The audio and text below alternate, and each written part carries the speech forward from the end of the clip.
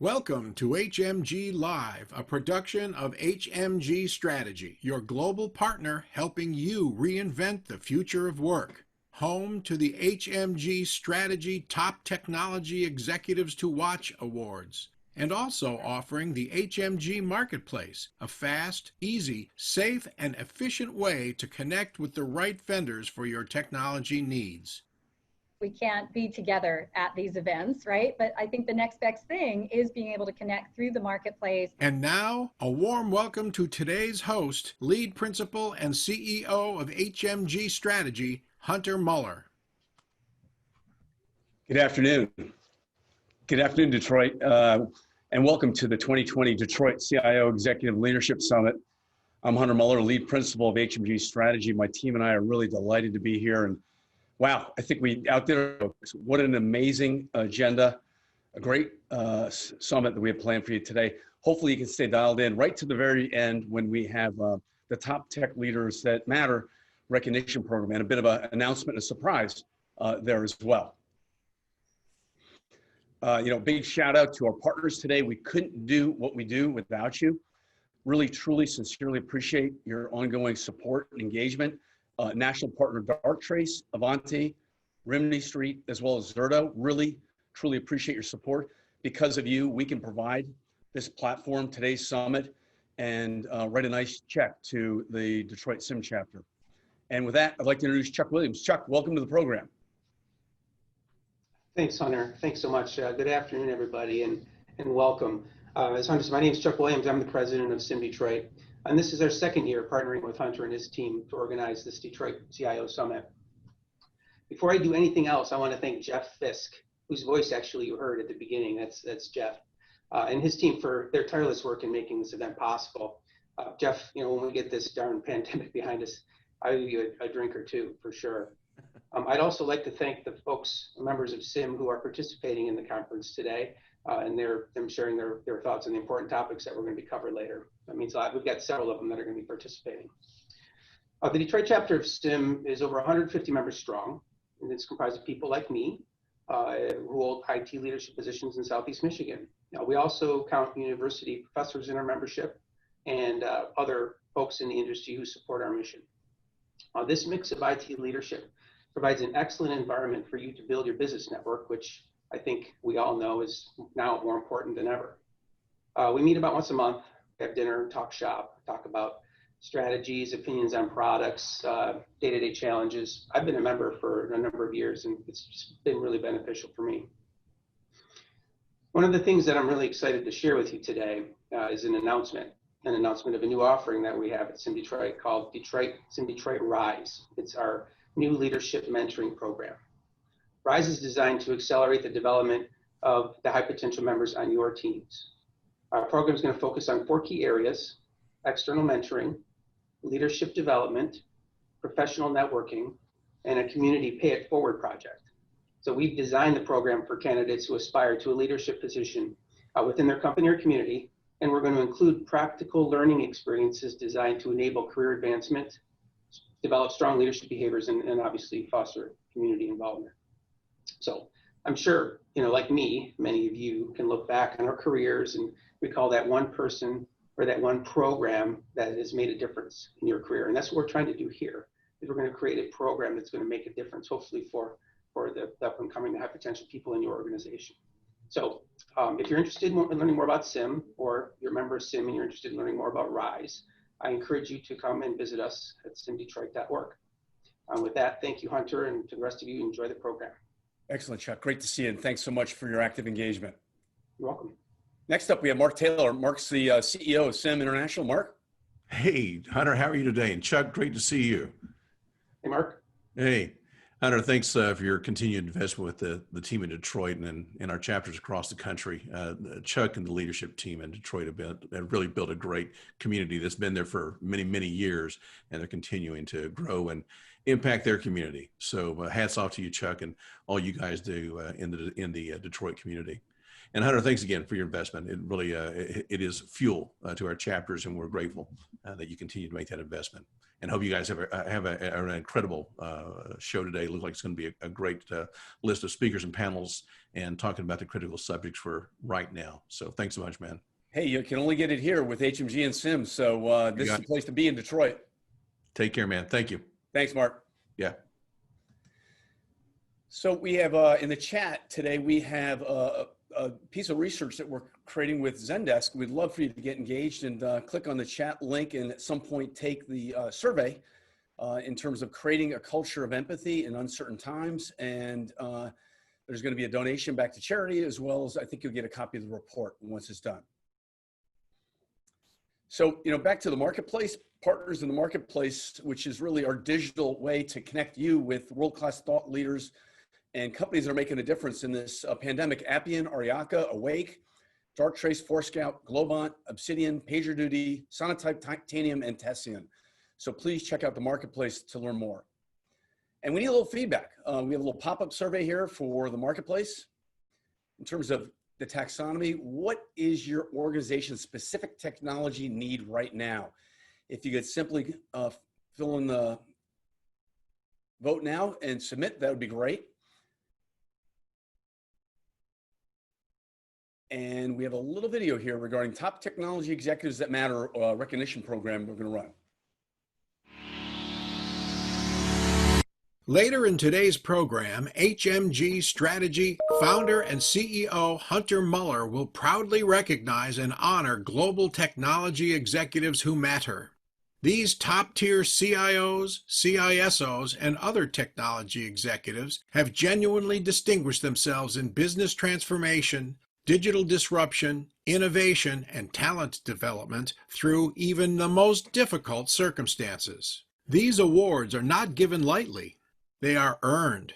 Recipients join an elite community of forward-thinking global technology executives in the HMG Strategy community. We are delighted to celebrate these exemplary leaders and their teams who have delivered unparalleled value to their organizations, their communities, and our world. Please stay with us for the award ceremony and meet the 2020 Global Technology Executives who matter. Excellent. So we'll hear more of that at the very end of the program. Hopefully you can stay with us for the couple hours. So first up is Sangi Vasta. Sangi is the new EVP and Global Chief Technology and Digital Officer at FIS. Sangi, welcome to the program. Hey, Hunter. Very glad to be here and great to see you again. Always, my friend. Great to see you. Hey, a little context on your role at FIS, and I noticed you're a CDO.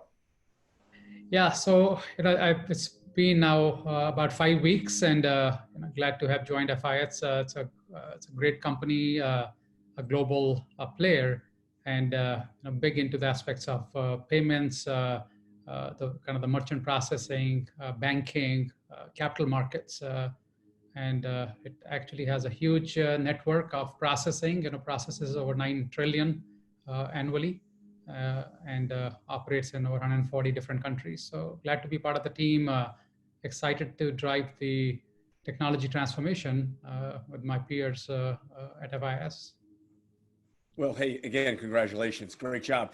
Hey, we launched a couple of years ago a really cool initiative, Digital Lakes, together at the HMG Summit in Detroit in person, when we could meet in person. Give us an update. Where are you with Digital Lakes? How can people help and how can people get involved? Yeah, sure, absolutely. And it's just a quick context for others who may not have been involved with it yet. It was in the second half of 2018. And as you said, it was at one of the HMG CIO forums in Michigan. And at that point, I had socialized this idea of Silicon Lakes. It picked up momentum at that summit, and soon thereafter, George Sadu and myself, along with many other local leaders, started to spend time on it. Earlier this year, we named it Digital Lakes, and it's truly a great teamwork, I would say. And I'm simply now one of the nodes in that Digital Lakes network, and glad to be actively involved with it. But I'd like to also thank many of my industry peers who co-founded Digital Lakes with me, George Sidhu, John Fickney, Rania Cruz, and very strong help from other leaders like Jeff Novak and Glenn Moore and Laura Ziegler.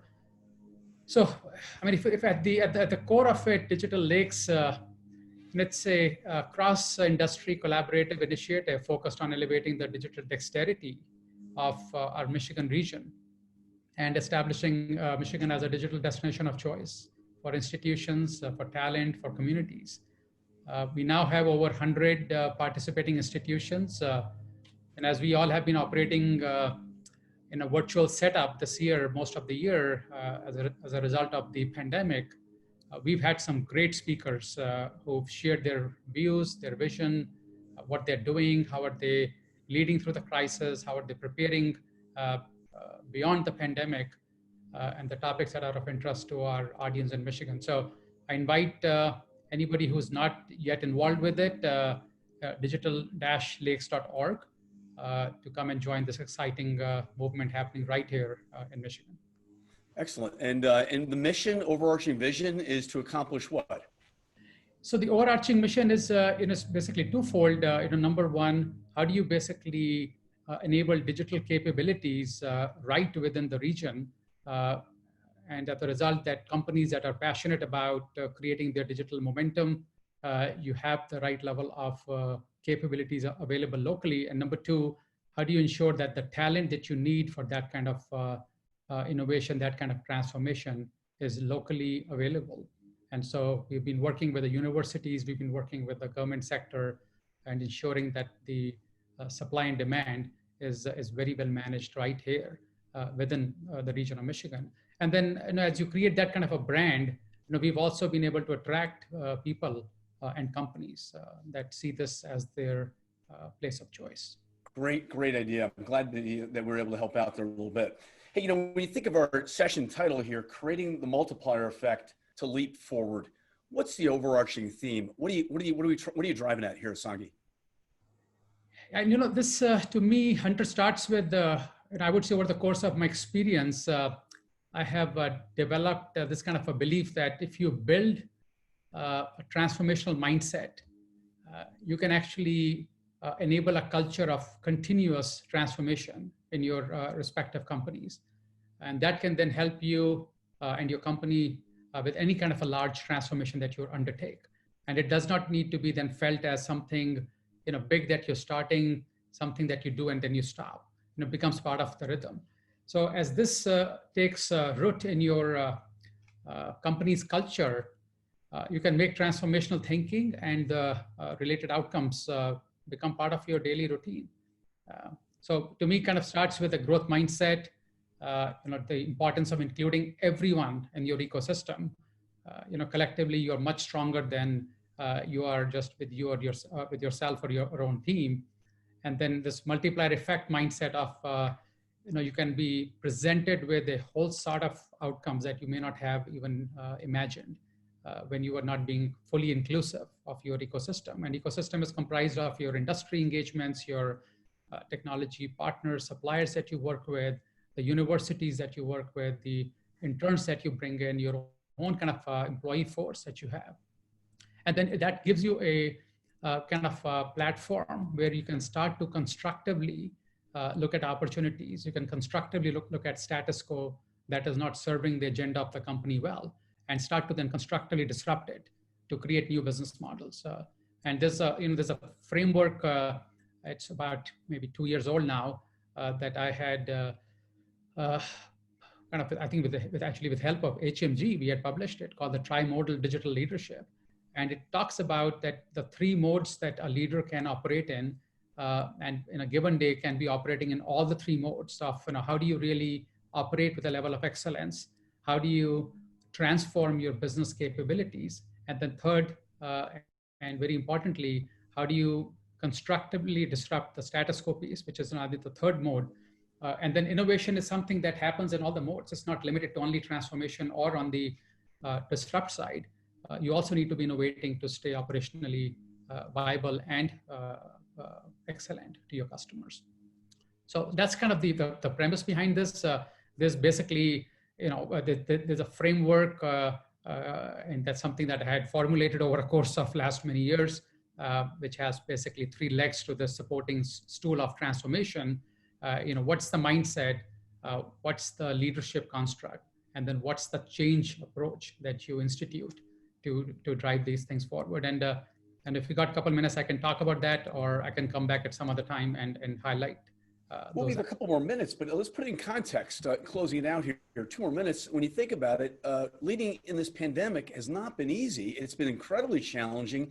Heroes and really winners have been born. Companies are winning and companies are losing. And top 3 tips to lead in a crisis.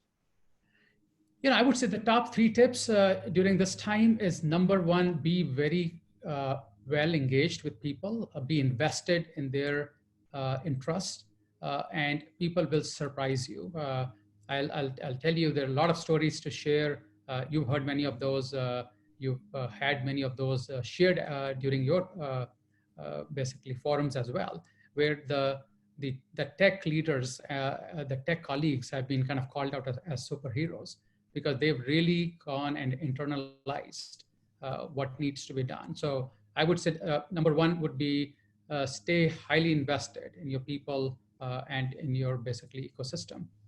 Number 2, I would not make transformation or digital agenda just as a program or a flavor of the time, but really get invested. The companies that were proactively invested in this work from 4 or 5 years ago have done extremely well during this time, and they're actually setting the tone for next set of opportunities to be fully delivered. And then the third thing I would say is staying very mindful, thoughtful, insightful about how do you embed security into everything that we're doing. As we are operating a lot more in the virtual kind of a setting, thinking about even remote first, and thinking about how do you really make things secure and frictionless. And that'll kind of continue to give you the opportunity to thrive as a business, and your colleagues will stay extremely excited to be supporting that agenda.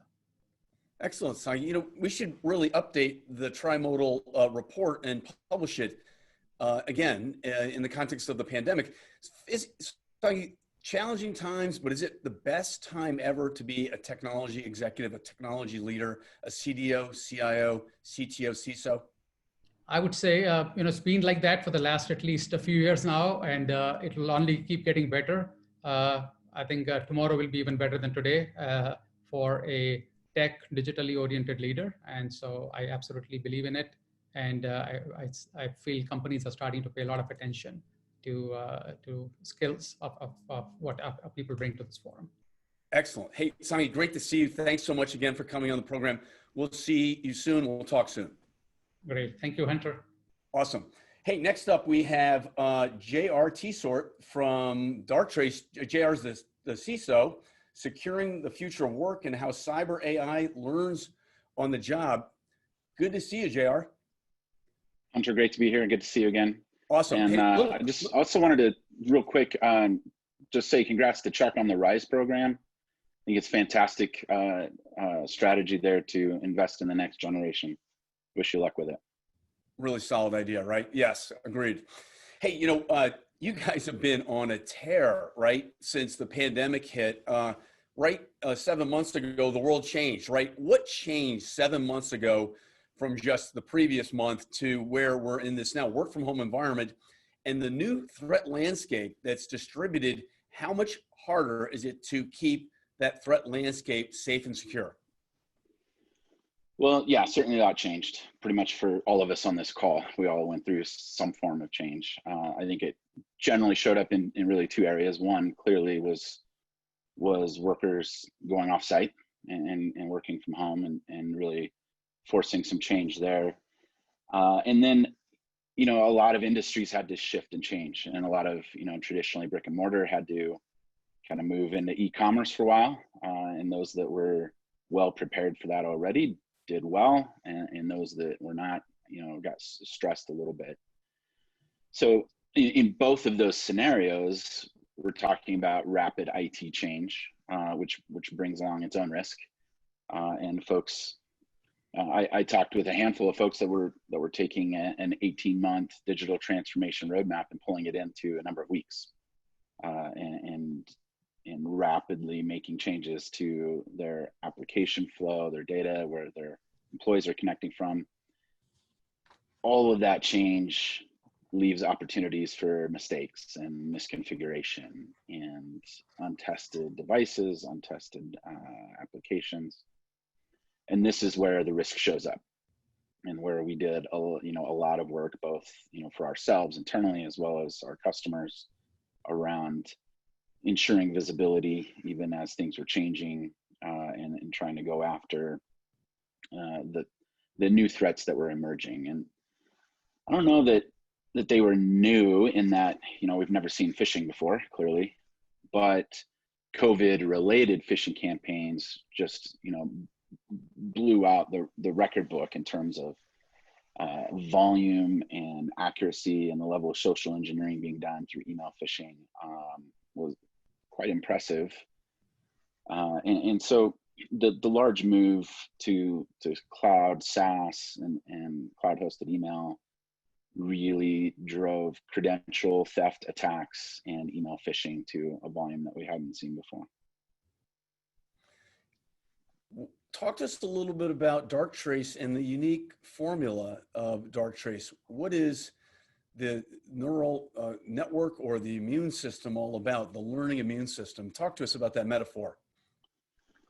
So, we arrive at that metaphor, as part of the company's, core product platform.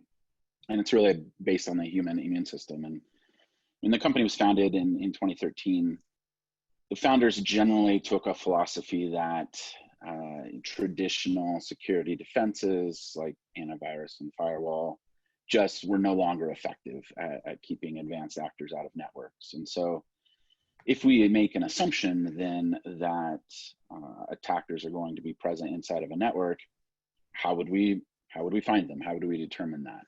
And when you marry that with PhD level mathematicians, the answer is statistics and machine learning, and ultimately AI algorithms sitting on top of that. So the analogy to the human body then is, we have skin that protects a lot, but things get through. And so now we have an immune system inside that understands what normal looks like. And then any deviations from normal, we want to surface and take a closer look at, investigate, and if necessary, act to eradicate that abnormality. So this is where the analogy comes from, and it's kind of the design philosophy around the approach with AI. It's really striking, right? How much things changed in just a matter of a month or two. How did you adjust to that, and what were your clients' demands and needs? Your services need for your services must have spiked. Sure. Yeah, definitely picked up a few more phone calls in that few weeks after the lockdowns played out. I think what the immediate change was, and again, looking at ourselves as much as any of our customers, was employees moving off site, and remote access changed. And for those organizations that were already doing zero trust and SASE approaches, not much changed for them. But for those organizations that had VPN set up for maybe 10% of their users, that model got stressed pretty badly. And decisions were made to either increase VPN capacity if they could, or in a lot of cases, they made the decision to allow folks to access cloud assets directly without running through the traditional corporate hygiene, if you will. And this added a bunch of risk. And so a lot of the work that we did with our folks was maintaining visibility over that traffic, whether it was coming through the traditional campus network or not. And from a product perspective, from a services perspective, we pivoted pretty hard on helping our customers understand their workforce behaviors, whether they were on campus or not. And that means cloud, and it means email, and it means still the on-campus data center where a lot of assets still reside, but the access patterns are different. And that's really where we focused on helping our customers keep track of. You know, we have a lot of tech leaders on the call here that are thinking about, okay, we have to drive an innovation agenda. We have to help facilitate, enable the whole digital transformation and keep it safe and secure. Any ideas or tips for the CIO, CTO to keep the CISO closely aligned and part of that one team, one center point, and give the CISO visibility in the boardroom, the line of business, and with the CEO? Yeah, you know, I think this pandemic has really driven, and it kind of came up in your conversation with Sanjay as well. The CIO and the CISO have suddenly become much more involved in business workflow, if you will, because they had to be. And the value add there for a CISO is risk management.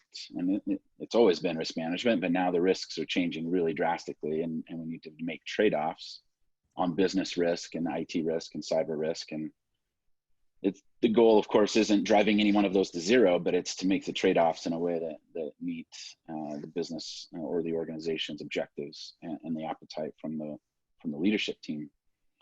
And I think the CISOs definitely have a role to play there, and can help bring the right language and the right perspective around IT and cyber risk to be on the table at the same time as the business risk decisions are being made.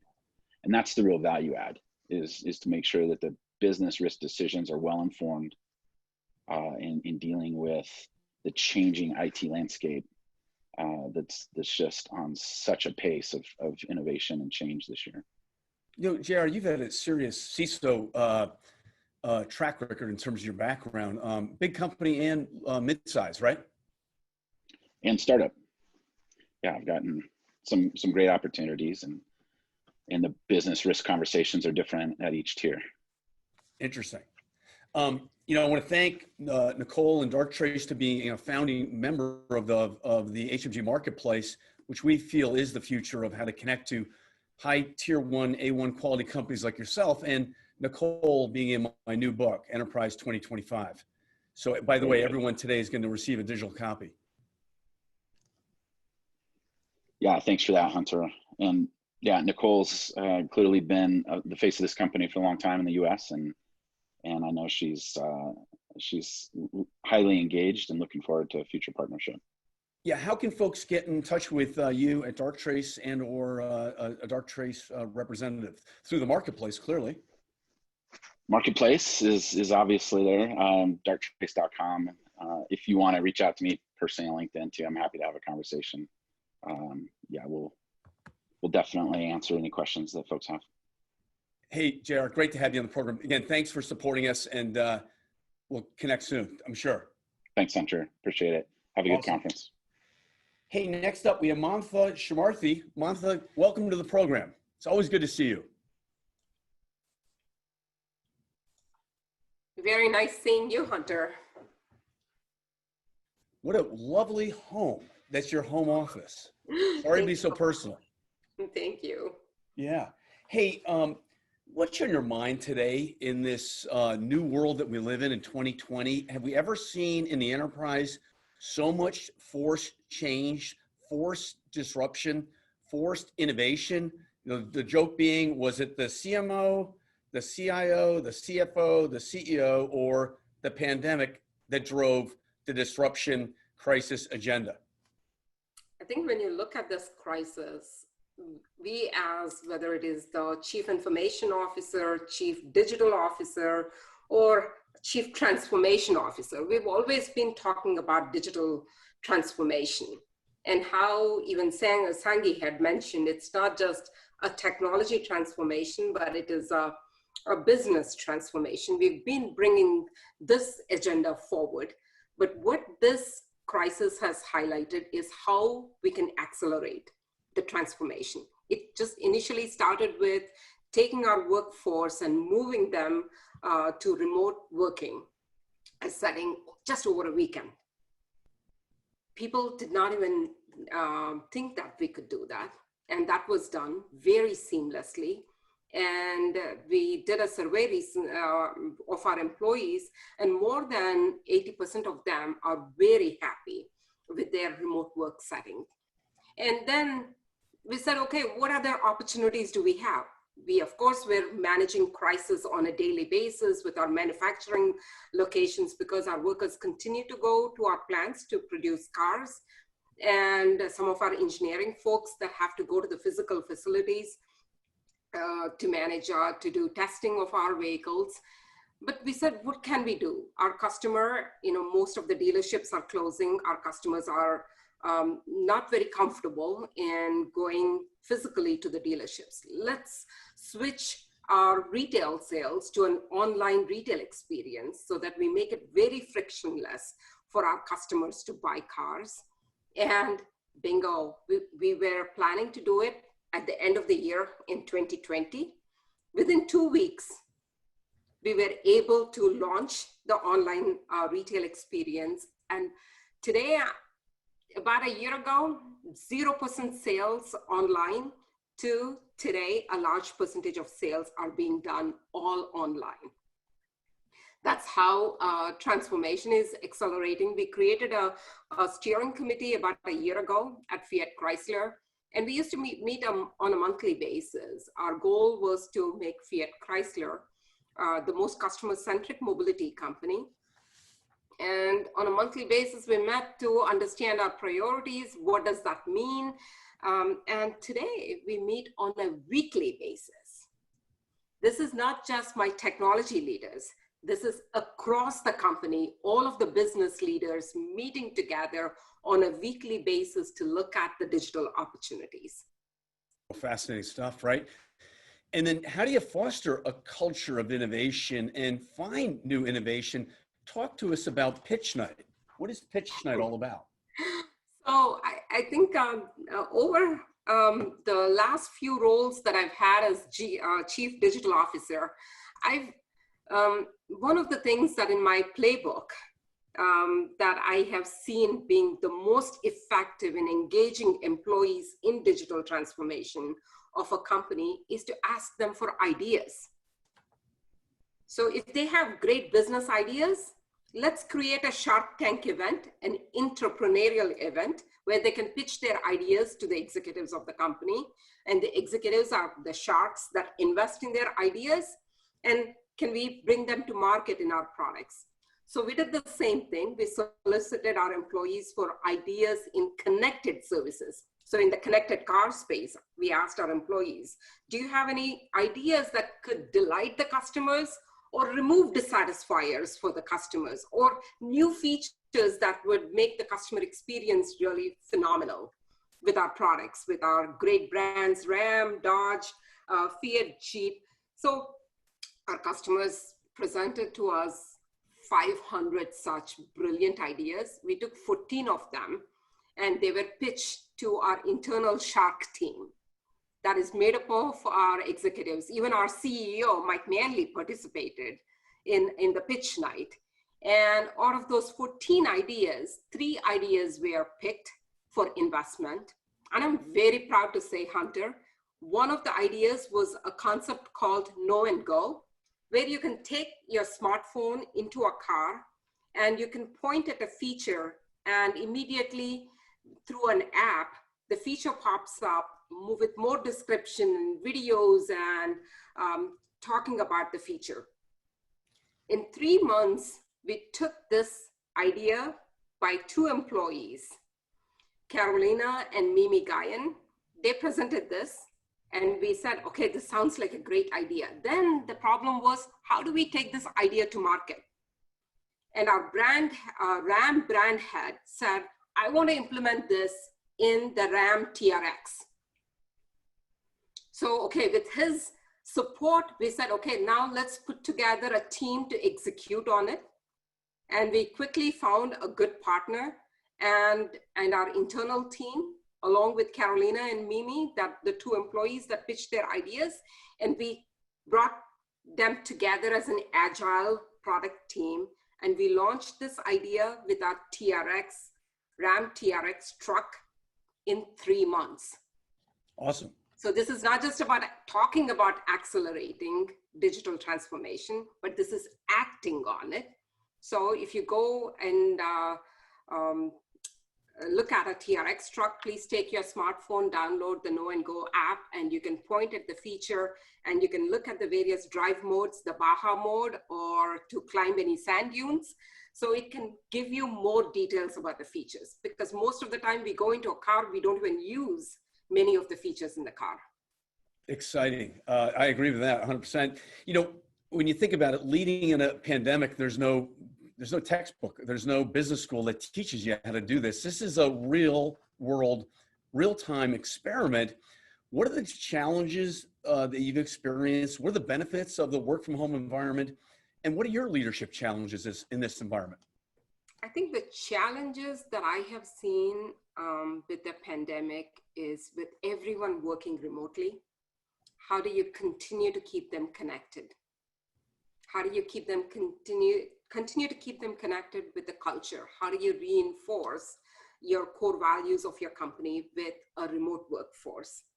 So this is, and also those happenstance water cooler conversations that we used to have. There were many things that we could resolve by just coming across someone and talking to them.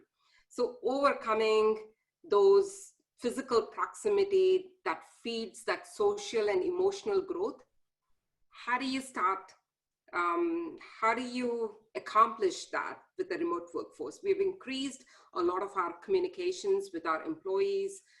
We've launched even an employee portal, which is more now a collaborative workplace for our employees to communicate to the leadership team or just with each other. So it's been an increase in communication and having that empathy. A personal leadership challenge, and I see that this is a challenge for many people, is since March 9th, I think that was the day when we decided that we would go work remotely. Since then, it feels like one long day, that there is no end to this day. So having that intentional focus on taking vacations, taking a break and relaxing, and being much more mindful about relaxation and role modeling that, not just talking about it, but role modeling it for your teams. And the biggest advantage I can see is now people can work from anywhere. There is no restriction of a physical place. And a lot of companies, including ours, we are looking at hoteling concept. So if you are planning on going, once the restrictions, travel restrictions open, you can go anywhere, or within the United States, you can go anywhere. I'm planning to do that soon and work from there and still be connected to work. Exciting time. The opportunities expand, and the recruiting has a whole different angle. When you think about it, it's really a global marketplace that you've been competing in for years, but now the war for talent becomes a global marketplace, right? Exactly, exactly. Interesting. You know, we have folks in the audience that may be reconsidering their investments around key areas that you know a lot about: automation, the connected car, EV, and mobility. Any thoughts or suggestions there? I think I've repeatedly mentioned this around the macro trends in the automotive industry. These are not just cool technology trends. There is a reason why autonomy of the car is important. The increasing levels of autonomy from levels 1 through 5. Levels 4 and 5 is complete autonomy, where the car goes by itself and there is no driver that's needed. But from levels 1 to 3 is augmenting the human intelligence. Every year, 1.3 million people get killed across the world in car crashes. And autonomy, and 95% of those crashes are because of human error. And autonomy with augmented intelligence to the driver helps minimize the number of accidents. And electrification, as we can see that pictures being shared from everywhere in the world around clean air with reduced miles on the road. So shows the need for electrification and reducing the carbon footprint. So connected, autonomy, and electrification, those three trends, they continue to accelerate. Excellent. Given the benefit. But I think shared mobility has taken a hit because no one wants to go in an Uber or a Lyft because the 6 feet of social distance is not practically feasible. So I think that's why you see also the demand for automobiles picking up. And we are slowly moving towards the pre-COVID demand. Hey, Mamatha, thanks so much for coming on the program today. This has been great.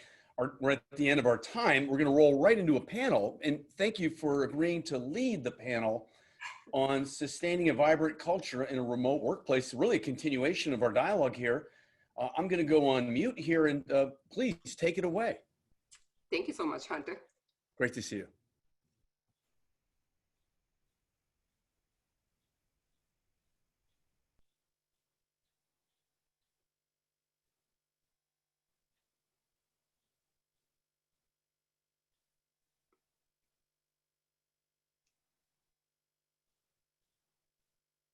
Lesley, are you going to introduce the panelists? Sure. I think we'll just each individually introduce ourselves. Is that okay, Mamatha? That's fine. That's fine. That's great. Thank you. All right. I'm Lesley Ma. I'm CIO of NSF International, and I'm pleased to be here and amongst all of these wonderful speakers, and can't wait to hear their ideas. Thank you. Thank you, Lesley.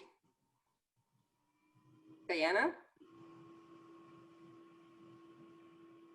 Hi, everyone. I'm Diana Verdon. I'm actually not a technology expert, but I do have great admiration and I'm learning a lot through this conversation. I am the Human Resources Director for Plant Moran, and I'm very excited to be part of this conversation about culture. I think we have some exciting questions for you, Diana. Mark?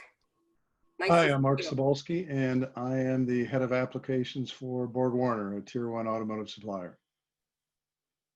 Jason? My name is Jason Torrez. I get to play a couple of roles with GE. So for GE Aviation, I lead software development for our military business, and I also lead one of 3 global technology centers that GE has. So the Detroit Technology Center, which is a multi-business digital technology site. So the first question that I have for all of you is something that's on top of mind for everyone. The pandemic has impacted different organizations in different ways.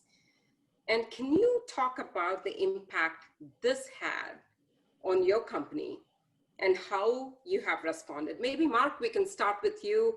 BorgWarner has acquired Delphi Technologies, and how are you going through this acquisition and the merger between the 2 companies? Well, it was really interesting. We announced the acquisition in early January, and just like you said, Mamatha, we made the decision to start working remotely in mid-March, about the same time you did. And hats off to our infrastructure group. You know, they were the first ones who had to scramble to make sure we had enough VPN connections for everybody to be situated remotely, make sure everybody had the laptops and the availability to work from home. That's interesting, the statistic you mentioned about 80% of the folks, actually enjoying the work environment from home. My informal survey tells me the ones that have trouble are the ones with small children or lots of pets. So yeah, that part of it was the immediate issue. The tougher issue for us was, yeah, we announced this acquisition.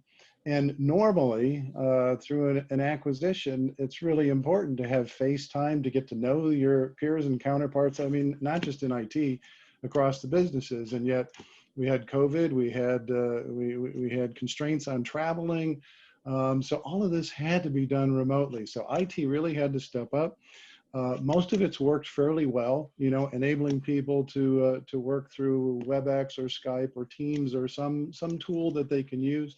We really encourage people to use the video so that they can at least have some sense of who's on the other end of the line. We had to schedule a lot of regular meetings to try and work through a number of the issues, but quite frankly, it really was a constraint. It's just not the same as meeting some of these people face to face. Normally that would be your very first act of business, is to, and of course being a global company.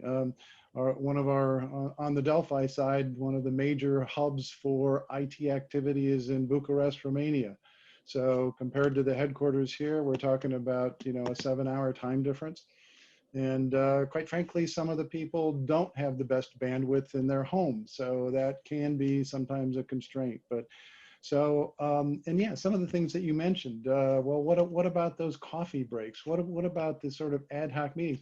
We've actually told people, especially when we do these introductory meetings where the team members from the two different companies maybe get together for the first time, we've actually said, and luckily some of them taken up, we said, schedule a coffee break. Reach out to somebody via Skype, somebody that you don't know, but looks like they're on your team, and actually force some of that interaction to happen. And that started to happen too. But of course, the close just occurred a couple days ago, October 1st. So now we're really getting into the meat of the integration. But that's it. IT has been key to this, to provide some of the tools, but it's also taken some managerial push to make sure that people use the tools. Lesley, a question for you on, so at the beginning of the year to now, what are some of the learnings around the culture of your organization that you can share with us? Sure. First of all, at the beginning of the year, I started in this new role as CIO at NSF International, which, if any of you do not know, we're based in Ann Arbor and we're a nonprofit. We focus on protecting human health and the environment. So, you know, terrific mission, terrific company. I think one of the things that I found when I started in this role is there's such a commitment to that mission, and a workforce that is very, very science-based. And, you know, that how relevant is that nowadays, right? Where you know, we're faced with this pandemic, and, you know, you know, food, water, health, the environment is all so relevant. So I found when I started that the culture here was within IT very, very committed, very young and energetic group of IT professionals who are, as is the business, very, very driven to that goal. Now, you can imagine that with the coronavirus hitting, you know, we really had to pivot our mindsets a lot in an environment where people really were very calculated, and many of the decisions that they make, it's just the nature of the organization now had to really turn things around and say, well, we've got to try something, and if it fails, it's okay. So driving that culture where we really had to be more agile, take some smaller risks and learn along the way, and say to ourselves that if we failed, you know, it's not a disaster.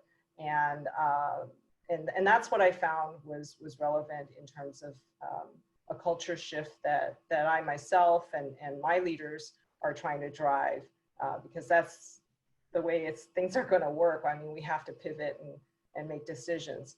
And as Mark alluded to, all of us have certainly had to position our employees to work remotely, but many of our offerings extend beyond employees, and where we held physical classrooms for training now had to also be delivered virtually, and had to figure out all of that from a business perspective to keep all of our offerings still relevant, viable, and out there for our end consumers. So, you know, add that on top of just making our employees more productive was just an additional challenge for us.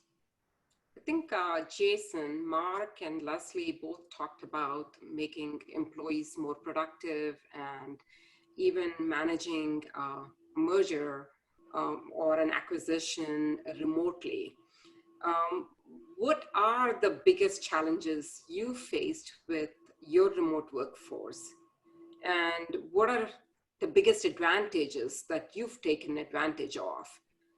And are there some of these things and advantages that contribute to creating a more vibrant culture? Yeah, sure. So I can take a stab at this one.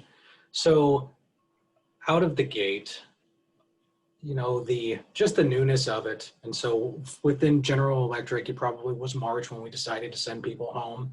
And there was, I think, a point in time where we had to make a decision. Do we want to kind of allow things to take the natural course of maintaining our objectives, trying to maintain operating rhythms as they were in place before, and just use the technology to help facilitate, you know, that engagement? We could have chosen that. But earlier on, we made a decision, and I think this would have been, I'm going to say May, before we were returning to the office in June. We're going to make a deliberate decision to invest in building the capabilities to have a thriving workforce. And so that led us to take a fresh look at what it means to be a site. You know, and so specific to like the technology center here in Detroit, that was physical office space that acted as an engagement enabler. And if we then pivot that same perspective to the virtual tools that we have and what can we do? So what I found to be a challenge early on is there is, you know, with a large workforce, you've got people on this spectrum of comfort of adopting these tools. So if this is what we're going to use to replace the water cooler, if this is what we're going to use to replace, you know, the corporate floor as the natural space for community to emerge, you have to understand and embrace that some people are really going to get and use those tools and some will not. And I think then you have to lean into what to do about that. The biggest advantage, I think that what I would honestly say is the biggest opportunity that we have right now is a concept that a colleague named equidistance to me. And so General Electric, global company, but we've got regions. And so for aviation, headquarters is in Cincinnati. We've got big workforces in Atlanta and Detroit and Miami. And in the same time zone now, we are effectively as close. I am as close to a person in Miami as I am to the person I used to sit across the cube wall from. And it was just so easy for me to build that relationship because the person was there. Now I am as close to anyone. And to me, that opens up these awesome opportunities. How do you team, you know, and how do you onboard? How do you build community when you have that, where Poland or where Warsaw now is as close to their folks in Budapest as they were to the people across the cube walls? There's a lot of opportunity there. Thank you. I think Diana, continuing on the topic that Jason had brought up, there are so many advantages. So now that, imagine we are on the other side of the pandemic. I can't even imagine right now, but imagine we are on the other side of the pandemic. And looking back, what are the things that you would say were silver linings in this dark cloud? That's a great question, Mamatha. I think we can all admit that there are challenges that we've had in this this transition to work from home and what we're facing today. But as Jason said, there's definitely some positives that we're experiencing from this. So if we look at it from a silver lining perspective, we could look at a few different things. One is obviously embracing technology. Earlier, there was a mention of superheroes and winners and losers, and I would say that our technology experts are definitely the winners in this pandemic, because they have had to move their roadmap forward and they've needed to guide us through that process and manage so many different aspects of this. But on the opposite side of this, we've had people who were not as comfortable with technology or not as comfortable embracing it, who have also moved forward light years ahead in terms of how they're using technology. Even the small things like video conference, where you might have had a smaller percentage of your workforce using video. Now, you know, we're closer to 100% of our workforce using video and feeling more comfortable with that. So there's so many different things that have been offered through this situation that when we come out of this on the other side, we will say these are advantages.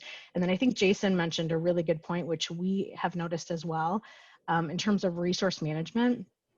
We're very, we have geographic regions as well. And so I think it's really important to think about how we use our resources today in a virtual environment and creating that equidistance concept as we move into being back in our offices, out in the field, and what that could look like, and how what we're experiencing today can actually change how we do business. We're also using it as a way to reimagine our business processes, how we serve clients, how we develop our staff, challenging ourselves on how we do things, really being creative as we reimagine things, and not just doing what Jason said, which was you could take the approach of we're just going to move to a remote environment and do things the way we've always done them, but leverage technology. And we've really tried to take the approach of improving us for the future. So I think there's a number of opportunities to look at this in terms of silver lining. We've definitely focused on small things that we can do to bring our staff together in terms of focusing on our remote talent management and developing a staff resource group for our remote staff. I'll say that from my perspective, being in this remote environment, while we've always had the flexibility to work from home, one thing I've learned is that working remotely is very different from being a remote worker. And I think that there are challenges that come with that we'll be better off in terms of managing going forward on the other side of this. So I'll take the last 3 minutes to ask each one of you to give a quick tip for people who are really getting fatigued with long working days. Maybe let's start with you, Lesley.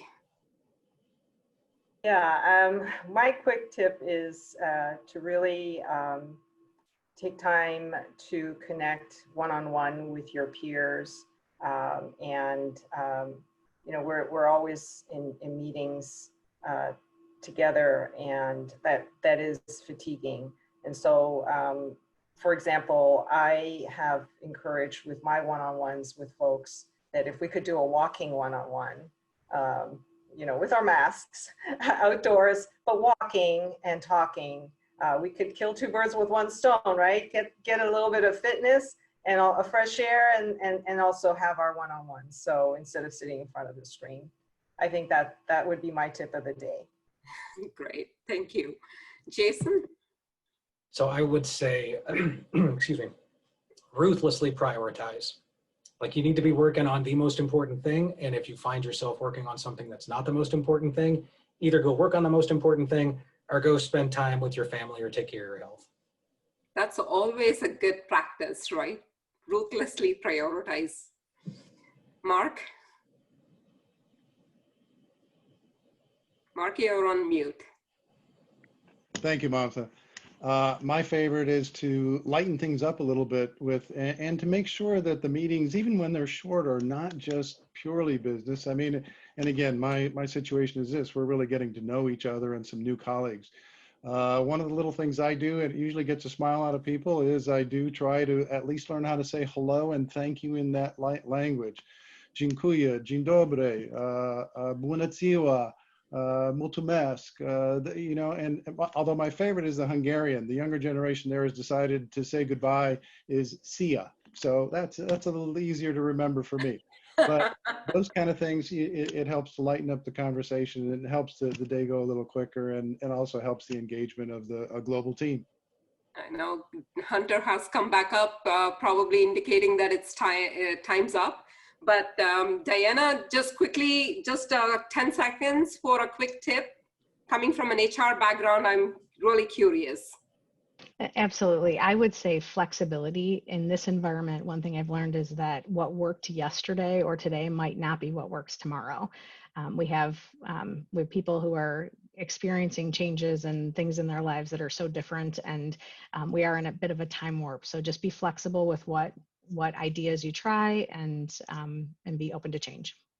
Yeah, but I think thank you so much to all of you. And as a last word, I would like to say kudos to all of those technology teams all over the world that are not just making business growth possible, but business recovery possible, thanks to your efforts for making employees work remotely.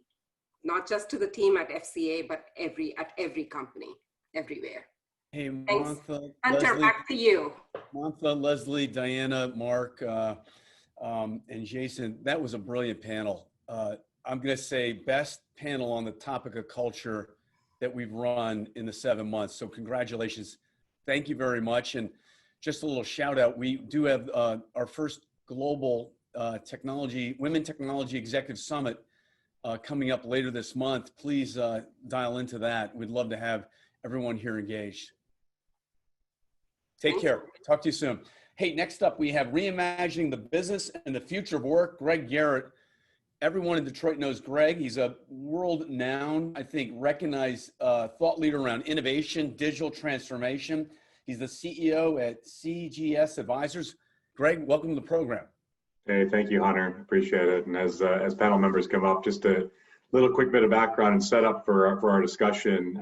Yes, I am with CGS. By way of background, 15 years with big firms, Ernst & Young and Deutsche Telekom and Volkswagen, and helping define strategy and run transformation programs and innovation, and continuing that work over the last decade with CGS, with the Fortune 500, Global 2000 type firms. But all along the way, I've had passion for and started to teach about 7 years ago in an MBA program on the topic of competing in the connecting world, and also had the chance to write a book about that. And that's really what we're here as a panel to speak about, is how to compete in this ever connecting world. To help you out a bit, CIOs really don't need much of a reminder of how much we're connecting, but just a few stats maybe to set the stage. You know, our world has currently over 38 billion connected devices, and on the road to about 75 billion just in the next few years alone. And these devices just aren't gadgets. They are producing tremendous amount of information. They're producing 2.5 quintillion bytes of data daily. And the rate of this production is increasing so rapidly that 90% of the world's data has been created just in the last 2 years alone. So a lot of promise, a lot of opportunity. And all that's happening inside of an environment that's ripe for change, ripe for disruption. 50% of the world's population, for instance, is under the age of 30. And it's not about the age. It's really about what those people represent. Those are digital natives. Those people have expectations that have been shaped through their short life that's different from those that have kind of migrated into the digital world. And those people, many of them carry mobile devices, things like this around, that they carry the connection with them. In fact, there's more of those things on the planet right now than there are toothbrushes. And little known fact maybe that a third of people when surveyed, they'd rather give up sex than that device. I mean, we really live in an incredibly interesting time that we're all trying to compete in. And this environment along with its data, and that's not only being observed, information that's observed, but that it's being stored and used and monetized. It's what academics, you add all that together, they would call this a technological discontinuity. And if history tells us anything from many of these over time, when all of this technology kind of peaks as it is right now, it will continue to drive disruption in industry, and new business models will emerge. And this pandemic that we're kind of in right now is only accelerating the pace towards those business models. See, some companies have the capabilities that are necessary to succeed and achieve in those, and many, unfortunately, they have gaps, and they see this as a threat. No matter if you see it as an opportunity or a threat, that's what we're here to talk about this afternoon. So we've assembled leaders in manufacturing, in automotive, in education, in digital service to speak all about that. So maybe we can meet the panel now. Paul, you're the global CIO at Magna. You have to be feeling this disruption in the automotive and manufacturing industries. Maybe you can introduce yourself and Magna for those that don't know about it, and give a couple of observations of what you're seeing around this technological discontinuity. Thank you, sir. Good afternoon, everyone. Paul Bellack, CIO of Magna. For those of you who don't know the company, we're one of the world's largest automotive parts suppliers for new vehicles. We operate about 350 plants and another 100 sales and engineering offices scattered around the world in 30 countries. It's a very interesting and unique company from sort of a cultural point of view, very entrepreneurial. The entire business is decentralized, so every one of those 350 plants is run as an autonomous business unit. The good news is that that makes us very nimble, very responsive to local customer needs, local market needs. The bad news is that it creates some real challenges if we try and respond as a single global entity, which is certainly a challenge for me running IT. the business that we supply, and we've already heard a bit about this already. So we supply the large scale automotive manufacturing business. It's a business that's been around for over 100 years, but it's now facing a very, very long list of truly fundamental disruption. So we've talked about electrification of the powertrain. We've talked about already driverless cars. Third issue is the emergence of what we call Industry 4.0, which is the Internet of Things and artificial intelligence and data and analytics and all that sexy jazz on the factory floor. We've talked about the emergence of just absolutely huge markets in China and now India, which have shifted the center of gravity, frankly, away from North America to China. China makes more cars than we do in North America now. That's quite a success story in the last 20 years. We've talked already about sort of the emergence of mobility as a service, Uber and Zip cars and so forth. They're in a little bit of a lull because of pandemic, but they're not going away. And the final, if you're keeping track of this, the final fundamental disruption is just the whole connected car, which is basically securing and monetizing all the data streams that now go into a car and come back from a car. A car now, a modern vehicle, is essentially a very complicated computer on wheels. So that's a pretty long list. And we have to deal with that front and center because we are a supplier to that industry. We have an interesting business model. We think it's sound and in fact probably positions us quite well to deal with all those disruptions, but clearly we've got some evolution coming up for the next couple of years. So thank you. Perfect, Paul. Appreciate it. A lot of interesting things we'll be able to talk about. Craig, maybe if you don't mind speaking a little bit about Rimini Street. I think you're all about the enterprise services industry. Perhaps you can introduce yourself and some observations you're making about your business and its change. Yeah, of course. So thanks for the question and greetings to all of the team in Detroit. Many great clients there, so some of whom I see on the list of attendees today. So 15 years ago, we set out to transform how people think about service and support. And today we're delivering support 24/7 for enterprise systems from Oracle, SAP, IBM, Microsoft, replacing those vendors for support. We were the first and remain the only support provider who bring engineers with 10 or more years of experience for the first and every single client call. And well before COVID was even a twinkle in the eye, we used to use our team of remote engineers across more than 17 countries to deliver that support, whether there was wildfires outbreaking in some regions, hurricanes in others. So remote work has always been part of our model.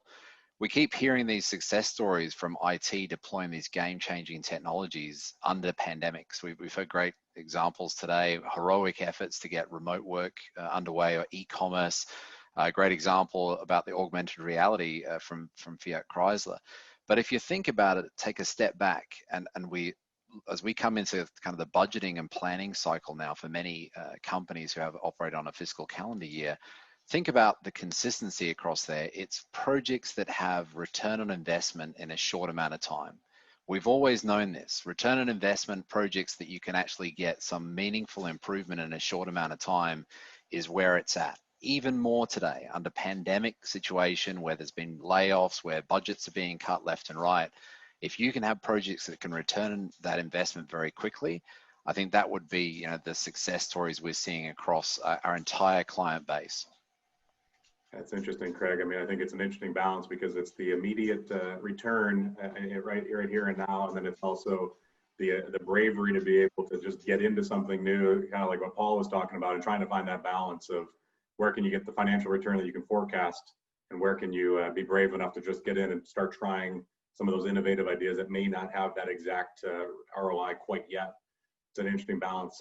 Coley, maybe we can go to you a little bit. I mean, the world is absolutely connected, and keeping it stable is a big important piece of it, which I think is a little bit about the business that you and Zerto is in. Maybe you can speak a little bit about what you're seeing from your customers as they're adapting to this new normal. Yeah, thanks, Greg, and thanks for having me. Hello, Detroit, one of my favorite cities to talk IT, and miss being up there and seeing everybody in person. But yeah, it's certainly been an interesting year. For us, we've always lived in the world of continuous availability and talk about in the connected world, the need for continuously being able to access people, data, business services. It's certainly become, I think, paramount in this world. It used to be something people talked about as wanting to achieve, and now it's almost a must-have. So At Zerto, the Zerto platform utilizes continuous data protection for DR backup and data mobility across on-prem and cloud. We live in the data world. We know that data is the currency that you use to make decisions. It's what drives your business services. So at Zerto, we aim to deliver that uninterrupted world by minimizing the impact of any disruption. And for me, the thing that I'm most passionate about at Zerto, and I've heard it across the panel today, I've heard it across several different HMG panels, it's the ability to transform a process that leads to a more efficient and effective use of people. And I love hearing that from the CIOs and the IT people I talk about, that if we can automate or consolidate tools or make something simpler and know that we've got the ability to run the business much differently than it used to be because IT is delivering a better outcome, all of those people now point at the outcome we're trying to achieve, whether it's making the work from home environment better, making sure the culture feels great, but more importantly, how we all serve our customers. So, at Zerto, that's kind of squarely where we sit, right in that ability to disrupt the legacy thinking that has led to the inability to adapt quickly, as we had to do about 7 months ago. So that's kind of where we sit, and it's been a fun ride. It's been a fun journey so far this year, and a lot of learnings have come out of it. Excellent. So thanks, Cole. I appreciate it. Hey, listen, there's probably no industry that may be under more disruptive pressure right now than that of education, and any parents that are tuning in today probably feel it, especially if you've got folks that are schooling from home in one way, shape, or form. Students are being forced to connect digitally to classrooms or classroom-like environments. There's a lot of question in the marketplace right now about the price points for some of this education products that haven't been necessarily innovated greatly in the last 40 years. And is that whole marketplace really sustainable? And here we have Lori. You're the CIO of my alma mater, where I also do some teaching, a university with over 20,000 students. Perhaps you can just shed some light, not first of all on yourself and your role there at OU, but also a little bit on higher education and the disruption that's taken place there.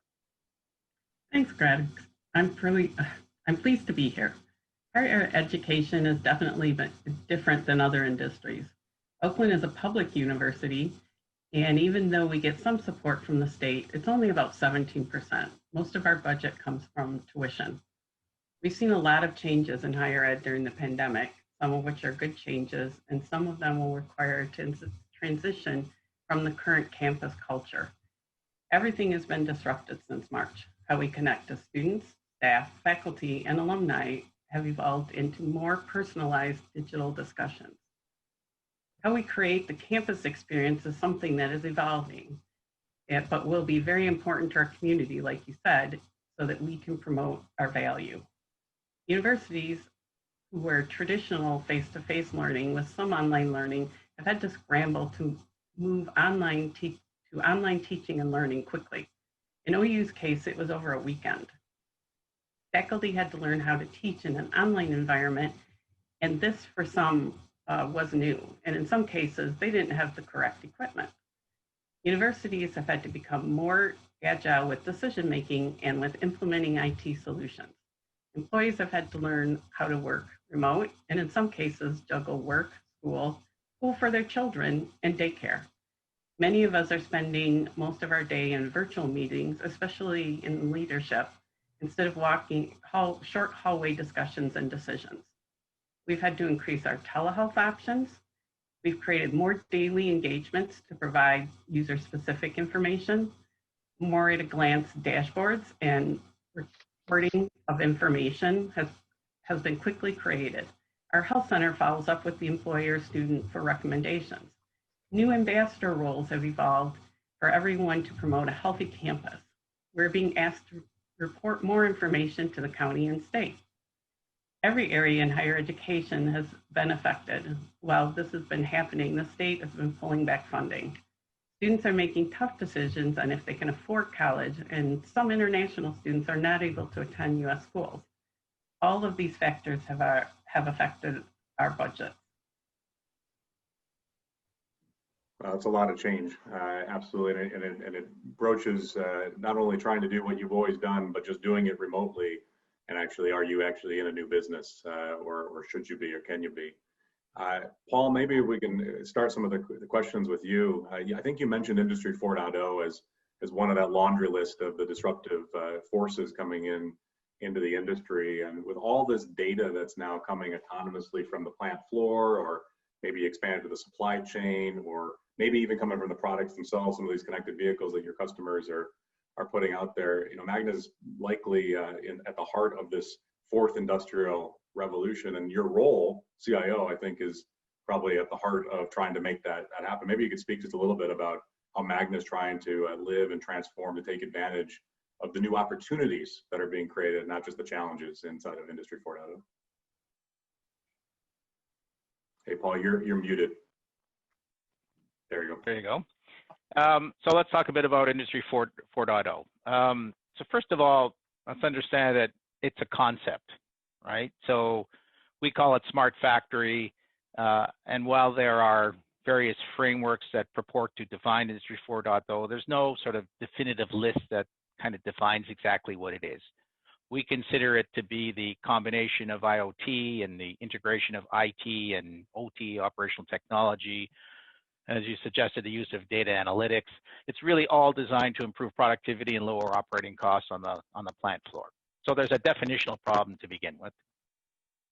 Secondly, and this is a Magna unique challenge. So I mentioned we have 350 plants around the world. Our business is not homogeneous.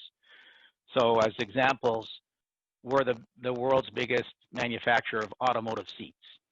All right, so it's a very complex, it's not really a part, it's a system. And you just think about a seat, it's got 8-way power seats and air conditioning and cooling and leather and all that jazz. It's actually a made to order product. The plant next door, a BMW, whatever, orders it, 10 minutes later we deliver it. So very complex manufacturing model just in time. We're the world's biggest manufacturer of little video cameras that stick out of your license plate, the backup camera. So that's a commodity stamped out. I'm sure we make millions of those things. It's a commodity. It's not just in time. It's a relatively simple process. And we make mirrors, we make panels and so forth. So it's not a homogeneous business. And so every one of those businesses has different manifestations of Industry 4.0. Thirdly, and I'll get to answer your question, you just need to understand the context here. So we're a decentralized business, as I noted in my opening remarks, and our plants, our business model is such that our plants are actually accountable for the local manufacturing infrastructure. So my global IT organization provides standards and guidelines and services to the plants, but the plants in our model aren't obligated to even follow them. Most of them do, some of them can't wait to drive me to the airport kind of thing. So it's a very sort of entrepreneurial kind of model. So our approach to Industry 4.0 has to be sort of generic and collaborative in that environment. The work that we do centers around a couple of programs where we're developing a sort of a maturity model that can help the plants, describe their journey as they mature up to the various capabilities required for Industry 4.0. We have a recommended architecture that they can follow. We have qualified third-party vendors that they can use, that we've sort of qualified for them, and the vendors understand our circumstance. We've developed certain high potential IoT use cases that multiple plants can use. So just about every plant has a forklift, so let's put a GPS on the forklift and understand the forklift routing to optimize the routing kind of thing. So that's a sort of a scalable solution that we're quite good at. And I guess the other thing that I'll mention with respect to factory floor IT or Industry 4.0 is this whole cybersecurity thing. It's actually our biggest focus now. The hackers have discovered that particular domain. We have an enormous attack surface, and we're very, very busy trying to find solutions to factory floor IT from a cybersecurity perspective. So not a single answer because we're not a single company. The easiest way to think about Magna, it took me 6 years to figure it out. We're actually 350 companies. And so my job is to provide sort of generic solutions that can benefit the greatest number of people, greatest number of plants. CIO of a portfolio of companies, it's a lot of opportunities, but you touched on a lot of things in there that are key to many shaping a lot of different business models of the future. I mean, on the functional side of IT, it's the IT-OT combination that's driving forward the personalization. You mentioned that, and oftentimes, as you said earlier, you think your business model itself is pretty strong. So you're looking for efficiencies, it sounds like, using some of these technological aspects that are disrupting the industry, but in your case, you're looking at them for efficiencies to support your current business model. You'd be one of those companies, I'd say, you've got a lot of the capabilities you already need, and now you're right. So electric cars and autonomous driving, we're in that. An autonomous car still needs a mirror and well, I guess they don't need a mirror, but they certainly need a seat and a panel, and they all need parts. And we're not in the engine business, so bring it on. That's perfect. That's perfect. So there's one that's that the disruption is caged a little bit. Lori, maybe we go to you. I mean, you're facing similarly awesome disruptive pressure for your industry of higher ed, and you gave kind of the nutshell of how you dealt with it over the course of the last few months of the pandemic. But maybe we can talk about that pressure a little bit more. And two questions, two-parter. One, is the learning process itself really changing? Is it the same learning process just now over these? Are you starting to see actually the learning changing? And what's the student experience like in that process? Yeah, Greg, it really has been changing. And I think this is with a lot of universities. The tolerance for faculty to teach online and students to take classes online has evolved into a more acceptable approach. I would say we have very few faculty teaching online classes, and we had very few students who wanted to take a class online. We've had to scramble to accommodate different things all summer long. We've been measuring rooms. We had to determine the 6-foot rule. If we had to allow students to be in that classroom. If you can imagine, if you had to think about 6 foot on either side of you and then above you and behind you. We have a 300-seat auditorium that is now the capacity for 50 students. So we've lost a lot of our capacity for on-campus learning. For fall, what we're doing is called a high-flex course format. This combines face-to-face online learning, either synchronously, which is online at the same time, or asynchronously, the students can view the class at any time. So that's changed a lot for faculty.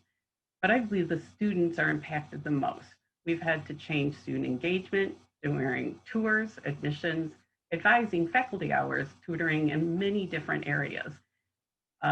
Students had to scramble to come up with laptops, and in some cases, Wi-Fi strong enough to stream Google Meet or Zoom.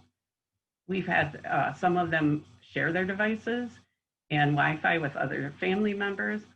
Oakland had been lending laptops to students for years, but we quickly had to purchase a larger number of them to accommodate the students. We've also purchased some hotspots for students to check out. We've done a lot with our virtual infrastructure for labs. At Oakland and a lot of other universities, we've had the traditional physical labs for students where you would come in and do your classwork and then leave when you're finished. Now what we're having to do is provide virtual labs for students so that they can log on at any time, and even in some cases during the class. We've had a lot of success with some software vendors where they've allowed us to virtualize the software for students. And then some of the software, the more expensive software, the companies have been allowing us to give the students a copy with an expiring license. We're spending a lot of time right now planning out these labs and how teaching and learning will look in the future. I can see Oakland and many other universities continuing to grow our online classes and majors.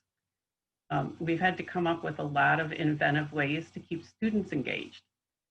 We have a lot of departments working on virtual engagements. Employees and students organizations have had to be inventive during this time to keep students engaged, such as Zoom workouts. And this spring, we had a drive-in style commencement for the first time. It actually worked out pretty good. But as you can see, we've spent a lot of time making changes. You need some of Paul's connected vehicles in that for that commencement ceremony. I mean, really, the disruption to the industry is pretty phenomenal. You mentioned really kind of going from one or maybe two products to market that were fairly similar, mostly in the classroom, synchronous in the classroom to synchronous in the classroom, two online versions of synchronous and asynchronous, and then a hybrid format. You've got almost 4 products in a very short period of time, and the price points for each of those right now are similar, but over time, this is some of the pressure that'll be shaping out. Will the market allow for prices to be the same across all 4 of those product sets, or will some of them demand different price points? This is a complete disruption. I got to assume that the role of the CIO has never had more opportunity and more challenges at the same time. In fairness to the panel, maybe we can flip over to Craig a bit. We hear about AI and machine learning a tremendous amount when it comes to this connected world. And you kind of got this bird eye view, I think, across many different industries. And when I heard you were on the panel, I didn't know much about Rimini Street at the time, but I looked at a little of the press clippings and I saw that you guys speak pretty regularly on machine learning and AI. So maybe can you speak a little bit of what you're seeing around the promise of this AI ML world and how it's starting to touch some of your clients, and maybe advice to the CIOs that you have here based on what you've seen around how they can enable their new business models with it. For sure. Well, and I think AI and machine learning, they've been hyped up for the last 20 years, right? It's always been kind of, it's just coming. So, but now really with cloud services, you can have artificial and machine learning services enabled very rapidly. And to be clear, we're not selling AI consulting or selling our AI platform, but we are helping our clients understand how to benefit from the lessons that we've learned. So we used AI in our own business to help more rapidly connect the right engineers to the right cases. And we've had a lot of clients, especially manufacturing, retail, and education clients of ours, ask, how do we do this? Because of the press you've been reading. So the key here is to solve real business challenges in the short term. Think about the ways you can save money or improve service right now, maybe leveraging some of these new tools. We talked a bit about engineers being on the bench. Engineers can be on the bench because you've got large projects that it just doesn't make sense to do those right now. You're not getting that return on investment. There could be great examples in your business where you could get short-term ROI with minimal infrastructure investment using your existing engineers. And we were able to do that to solve business challenges in our service industry. I think that many CIOs may want to give that some thought, that could be a way that you could, do some short-term projects for some big-term gains without a whole lot of capital overhead. So always something that our clients are looking for. Definitely take a look. Obviously, we're happy to share our examples with people, but do take a look at it. It's definitely, it really is here. It's no longer hype. You can absolutely use it today. So get in there if you can. That's excellent. It's good to hear it's past the hype side of things and actually being applied, so that at least those of us that talk about it maybe more than apply it personally, we can continue to lean in a little bit. Coley, your core market is serving the IT function of a bunch of companies, industry agnostic for the most part. I'm curious, with COVID-19 acting as this major accelerant that we've heard about all afternoon long, what are you observing as the positive changes for this IT function? And are there learnings that maybe you can highlight for the group? Yeah, Greg, thank you. I mean, there was a question asked earlier, is this like the best time to be kind of in the industry and be part of this? And I think it's definitely one of those inflection points. It's one of those very fast evolutions. For me, Zerto has always kind of aimed to be very a positive disruptor of change, where many organizations have always lived with this systemic risk, those things in the environment that you just know maybe are there, but you can live with them. I think that thinking was definitely maybe appropriate pre-COVID, but post-COVID, some of that systemic risk needs to be dealt with because the acceleration, the speed of business is there in such a way that you have to address that systemic risk. And the biggest thing that I've seen, and actually I've heard it several times today, is the challenging of status quo. I love to challenge status quo. Zerto absolutely loves to help how you challenge status quo, whether in our world, again, we live in the data world. So if we can help you protect your data, place it where it best serves business value, make sure it's easily recoverable, do it all with an automated, efficient, orchestrated process that allows you to change how your people react. That speed of evolution and the speed of IT to go generate what the business initiatives are, we see the direct tie. We've all been talking digital transformation for quite some time now, but I've actually seen more real digital transformation occur in the last 7 months than probably in the 2 years prior. And where that digital strategy, where IT and the business get aligned, they work together, there's very open lines of communication behind a very well-defined digital strategy, we see that acceleration ramp. And the other interesting thing for us, those that were kind of doing that ahead of the massive change were very easily and able to quickly adapt versus maybe those who are kind of trying to get through that, how do I deal with my systemic risk that becomes a boat anchor for being able to adapt. So, you know, that for me has been the very interesting part. And I will say, sitting on an HMG panel probably 4 or 5 months ago and listening to what was being discussed then versus what we hear today, it's really incredible to see how rapidly everyone has adjusted. So love being part of it, and love seeing all the great things that the panel's doing and all the other panels I've attended. So that's what I'm seeing, and that's what gets me excited about being a vendor in the space. Hey, thank you for sharing the insights. Maybe just kind of a rapid couple last questions before we get the hook here. Information has been part of the theme that's starting to enable all these new business models that are coming to speed or coming to terms very quickly here. Cybersecurity, every panel I've seen, every conference I've had, cybersecurity has been a topic. I'm just kind of curious, Paul, maybe I'll ask you, as you're looking at this portfolio, these 300 companies that are getting more and more digitalized, how are you imagining cybersecurity is starting to come together? How are you starting to protect these new digital businesses and defending really your business model? Well, we're seeing the threats increase every day. I think it's already been alluded to a couple of times. It's you know, I'm quite close to this, and it's really truly scary. The threats are more pervasive, more sophisticated, more destructive, and with COVID and work from home, the threats are just escalating very, very rapidly. So it's of great concern. A company like ours, we have an enormous attack surface to protect. We've got something like 125,000 endpoints scattered all over the world and, you know, various countries. I think we all understand that human error is a big root cause to a lot of cyber problems. People not understanding what a phishing attack is, people not patching their systems and so forth. So you got to get people trained. So again, scale is a problem for me. I've got 170,000 people speaking 20 languages that we have to get trained. So I guess our approach is, I think somebody earlier suggested, cyber is just a risk management exercise, and you have to be very, very pragmatic. You have to balance the need to protect the company against the need to run the business cost effectively. You can never guarantee 100% protection. You'd be crazy to do so.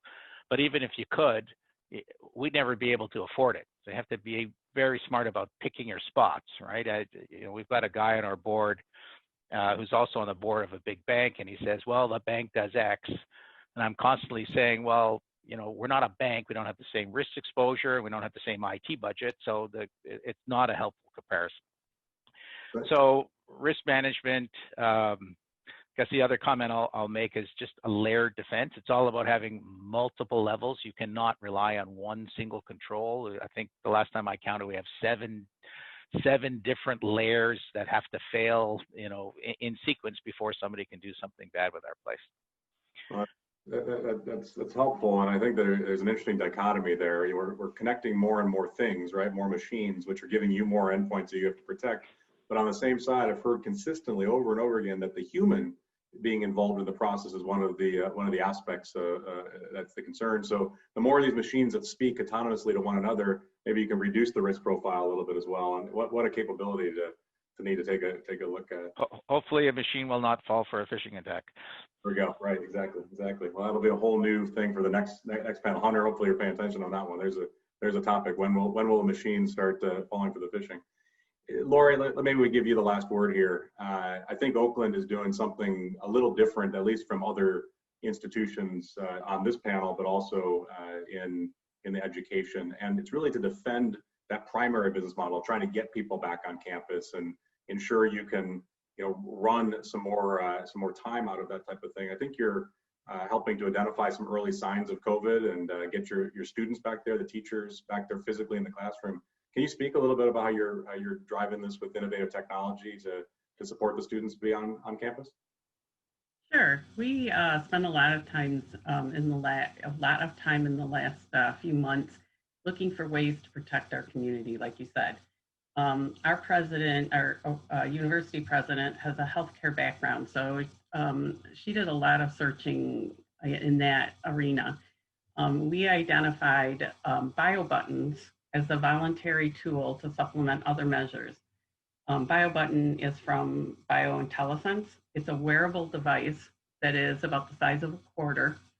It continuously measures temperature, respiratory rate, and heart rate. Abnormal readings of these vital signs can be early signs that a person has potentially infected with COVID-19. Wearers of the device are the only ones who can access their detailed health information. But our health center will receive a cleared or not cleared status along with the individual's name and a phone number. They'll then follow up with the individual to give them information on what to do next. This initiative will be coming soon to campus and is totally voluntary. That's interesting. I mean, technology everywhere, including right on the person. Lori, thanks for helping us understand how you're putting that in that place. So, gang, obviously we could speak for a lot longer on how business models are shifting and being disrupted and the role that you all have, CIOs, in the process. But I see Hunter's joined us, so that means we're out of time. Thanks to all the panelists, and on behalf of all you, thanks to Hunter and HMG and Sim for letting us be on here. Hey, Greg, Lori, Thank you. Greg, Coley, and Paul, awesome job. Really appreciate your active engagement. Great to see you all.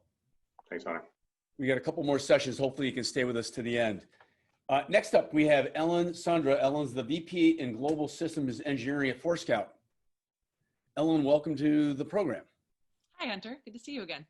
Oh yeah, great to see you as well. Hey, a little bit about Forescout and how many, you have 100 engineers in your group? Is that true? Yeah, about 120-ish. Yeah, I have a large global team that works with our enterprise customers to help solve their cybersecurity problems, mostly around the identifying of devices and then mitigating the risks that they bring to the network.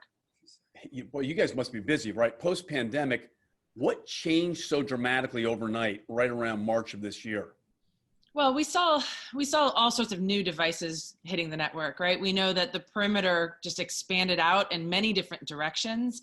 And now all of a sudden we saw people trying to solve problems that, not everyone had a laptop that they could just go home and work from home. And so we saw all sorts of new devices, people's personal devices, unmanaged devices connecting, and it really had the BYOD world explode when COVID hit. So talk to us a little bit about Forescout and your unique value prop or USP. What is unique about Forescout in today's environment? Yeah, so really we solve a problem that a lot of organizations struggle with, and that's knowing exactly what's on your network, where it is on your network and what it's doing on your network, expected behavior of those devices. So that visibility is really critical to our customers to be able to really, it's the foundation of their cybersecurity program. So Forescout's able to utilize our existing very large customer base, almost 4,000 customers, that feed a data lake that we have of all these new devices, these enterprise of things, these devices that are connecting to the network. It feeds that device cloud. And so we're able to identify and classify devices in real time. That's really foundational for security programs. We believe that it's not necessarily just the visibility, but it's what you do with that visibility. So we also have the ability to segment using real business context, not just IP addresses and MAC addresses, but actually information about the devices to segment and then also to enforce compliance. Talk to us a little bit more about that data lake. What's unique about it? Yeah, so we're pulling anonymized data from customers, and we see all sorts of devices, right? So we have large enterprise customers that go across really large verticals, everything from government to retail to manufacturing, financials, and an overall very wide variety of customers. So we're seeing all these different types of devices connecting in. We're able to gather intel on vendors and firmware and really what's expected about these devices. What that allows us to do is to build some risk frameworks that are really unique to IoT devices versus your IT risks frameworks and your OT risk frameworks. Really having more context around those IoT devices is beneficial to our customers. So we have an update on the 2020 State of IoT Security Report.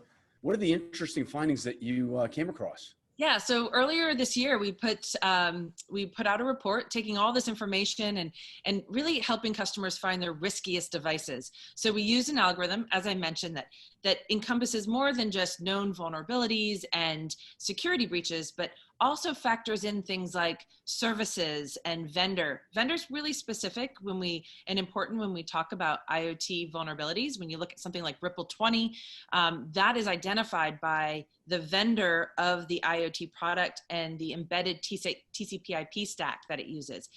That's how you can identify these vulnerabilities. So knowing the vendor is critical. Also connectivity, what are these devices talking to, and classification. Classification's key because when you're looking at risk, the impact of breach on that device is a really important factor. One of the examples I like to give is in the case of a refrigerator. One customer might say refrigerator is low impact. I'm not too concerned. That classification is important to them. That same refrigerator in a healthcare facility might store blood. Now the impact is much higher. And so when we calculate risk, we have to calculate that classification of the device. So I'll give you the spoiler alert on the report. Also, I just want to note that there is the full report. The link is in the chat if anyone wants to see the whole report on your riskiest devices. But some of the key findings, the wide variety of embedded operating systems that we're finding out there that are harder to manage and patch. We're seeing, and this is probably not too surprising, but we're seeing vulnerabilities that are over a year old still exist on those Windows devices. Many times it's because these can't be patched, but we still have to know about them and we still have to protect those devices. So unique about Forescout, essentially you create a one pane of glass dashboard about your whole connected world. The whole connected world, right? Everything in your extended enterprise, and then giving you that deep context data so you can make some decisions on it. Knowing things like knowing protocols and services that are open is really important when we mitigate the risk of IoT devices. And you get some serious reference clients. Any names that you want to cite that are on your website? Yeah, well, I mean, probably one of our biggest, most impactful is just across the federal government. They've done an excellent job at taking these frameworks that are out there, like NIST's cybersecurity framework and risk management, and doing that first step, which is know what's on your network. So when you look at the civilian agencies, Forescout is a pillar within the CDM program. And we just won a huge contract, an award through the Department of Defense for Comply to Connect. Of course, we also have very large financial customers, manufacturing, retail, as well as healthcare. Any final kind of comments, takeaways that you'd like, Ellen, for people to think about when they think of Forescout? Yeah, I think, the most important thing is that you understand the risk that all these devices are bringing to your network. When you're, as a CISO or a CIO, when you're walking into the boardroom, you have to talk risk and you have to help educate what the risks are of all of these devices. So knowing what your riskiest devices are, understanding how to mitigate those risks, is a really important part of that boardroom conversation. So I highly encourage, take a look at the report. It gives some really good granular data on all these different verticals and the risky devices we're seeing. And you folks are in the marketplace, right? We are. Excellent. Great to be with you. And thanks so much. Hopefully, folks, take a look at that report. It is definitely worth reading. Thanks for having me, Hunter. Great to see you again. We'll see you again soon, I'm sure. Take care. Next up, we have the HMG Innovation Accelerator. This is an interesting project, folks. Something we've been working on here for probably 10 years, 10 years in the making. And I'd like to invite our founder CEO panelists up on to turn your cameras on. That would be awesome. And let's start off with, first up, Phil Richards from Avante. Phil's the Chief Security Officer at Avante. Phil, welcome to the Innovation versus Innovation Tech Lab. Thanks, Hunter. It's good to be here. It's good to see you again, too. Excellent. Hey, thanks. Nice blazer. I like the way you dress. When you think about Avante, what are you guys doing differently out there in terms of innovation and this whole innovation invention idea of, let's call it, in your space? Well, I'll tell you, one of the things that we're doing that I think is really exciting is what we do kind of for a living, I guess, is provide enhanced IT capabilities through endpoint management, service management, and those kind of things. Well, those processes, they generate an awful lot of data. That data just kind of goes around being unused unless you have the right kind of processes to capture and kind of mold it and turn that data into something that's useful. So we've got a whole team of data scientists that are involved in taking that data, the regular usage data that your IT organization is involved in, and turning it into useful, insightful kind of information that can help generate insight and good information for the business. So when you think about the enterprise, what is the specific problem that you're solving? Well, a couple of different things. We're definitely solving the problem of making sure from a security perspective that organizations are able to track their assets and be able to kind of know what's going on. One of the biggest challenges right now, as we look at a lot of the vulnerabilities and ransomware and those different kind of things that are out in the marketplace, is organizations have to be able to, when they're starting to get attacked, they have to be able to have a handle on what the breadth of those kind of attacks are, what the scope of that looks like, and that drives how they can respond. Being able to have good, insightful information about how customers and your staff are using solutions, making sure that you understand what devices are in play, what devices are not in play. All of those are critical to being able to have a good, well thought out and well executed response to the risks that we're seeing from a cybersecurity perspective. Hey, thanks, Phil. You know, when you think of context, set the context. How big is Avanti? How long have you been in business? Number of clients? Sure. Yeah, Avanti is a billion-dollar company. We just recently announced acquisitions for Mobile Iron and Pulse Secure. Mobile Iron is the largest mobile device management solution in the world, and Pulse Secure is a major component of virtual private networks, as well as the whole zero trust space. So it really helps round out Avanti's offering of solutions. So right now we're a billion-dollar company. We've just basically almost doubled our revenue with the result of those two acquisitions. Oh, brilliant! Brilliant job. Stay with us. We'll circle back to you in just a minute. Next up, we have Monti Knode. Monti's the Director of Customer Success at Horizon 3. On the other side of the spectrum, or Horizon, no pun intended, is Horizon 3, a relatively new player into the security space. Monti, welcome to the program. Thank you very much, Hunter. It's good to see you again. Likewise. Hey, give 30 seconds on your background. Thank you for your service in the military, a little bit to the audience so they can get comfortable with your point of view. You bet. So I grew up as a cybersecurity professional as well. I just retired from the Air Force after 26 years. Most of that time was spent in special operations and defensive side. And then my last tour, I got to command all the nation state hackers for our Air Force, doing some really good work out there. So getting a very divergent perspective on both sides of that. Special ops, that's pretty serious work, right? Is there a pay grade increase there? Absolutely not. Most of the guys in special ops stay very junior because the more promoted you get, they take you out of the mission. So a lot of guys do not move up that rank structure very fast. Oh, fascinating. Hey, a little bit about Horizon 3. What's uniquely different? What's the problem in the enterprise that you guys are solving? So our big mantra is fix what matters. So, and what we do, and I think where you really see the innovation here is where we decided to turn the map around. That's a military colloquialism. And what you're doing is, instead of just being on the defensive side, looking at where am I vulnerable and I need to patch, we prioritize vectors over vulnerabilities. And so what we're doing, and it just so happens, a large portion of our company, about half of us, came out of a special operations side, doing some really good work on the attacker's perspective.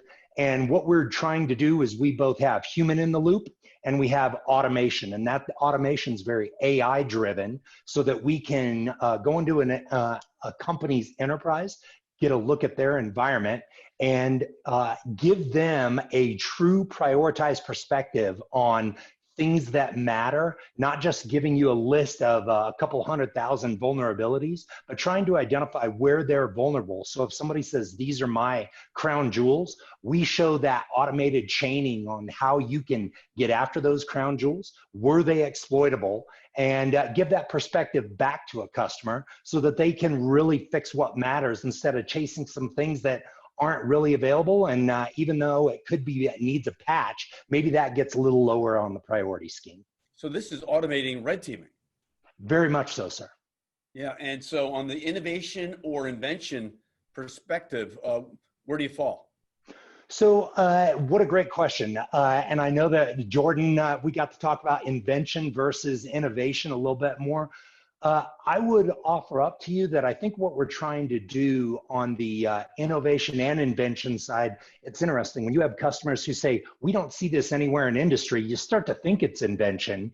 But what we're really trying to do is take those human manual tasks and automate them and take those tactics and automate those. And so it's a little bit of innovation, a little bit of invention as well.